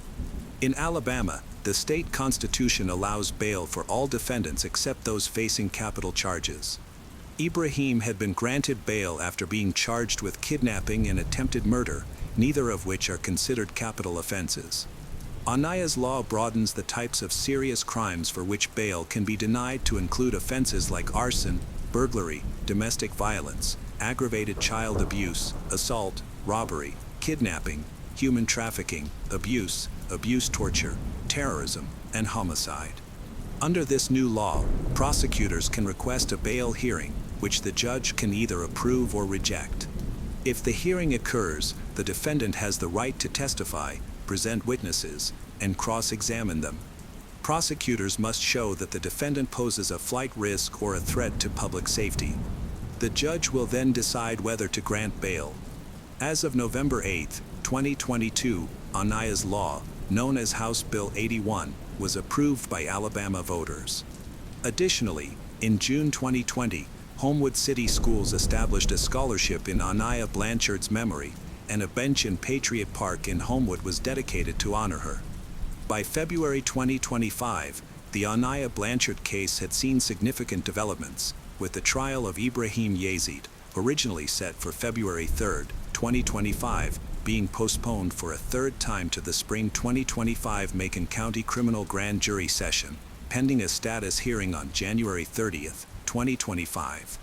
The tragic disappearance and murder of Anaya Blanchard left an indelible mark on her family, community, and the nation, transforming a vibrant young woman's promising future into a cry for justice and reform. Anaya's trusting nature and devotion to her loved ones, evident in her care for her dog and her dream of becoming a teacher, were brutally exploited by Ibrahim Yazid, whose history of violence and bailouts underscored the serious flaws in Alabama's legal system. The discovery of her remains in Macon County confirmed the worst fears, revealing evidence of her courageous resistance to a seasoned criminal. Ibrahim faces 3 pending premeditated murder charges, reflecting the gravity of his actions, but the pain of Anaya's loss continues to affect her parents and brother. Her case spurred the passage of Anaya's Law on November 8, 2022, empowering prosecutors to deny bail for serious crimes and prevent future tragedies. Commemorated through a scholarship in Homewood City Schools and a bench at Patriot Park, Anaya's legacy of kindness and resilience continues to inspire, reminding society to protect the vulnerable and hold accountable those who exploit them.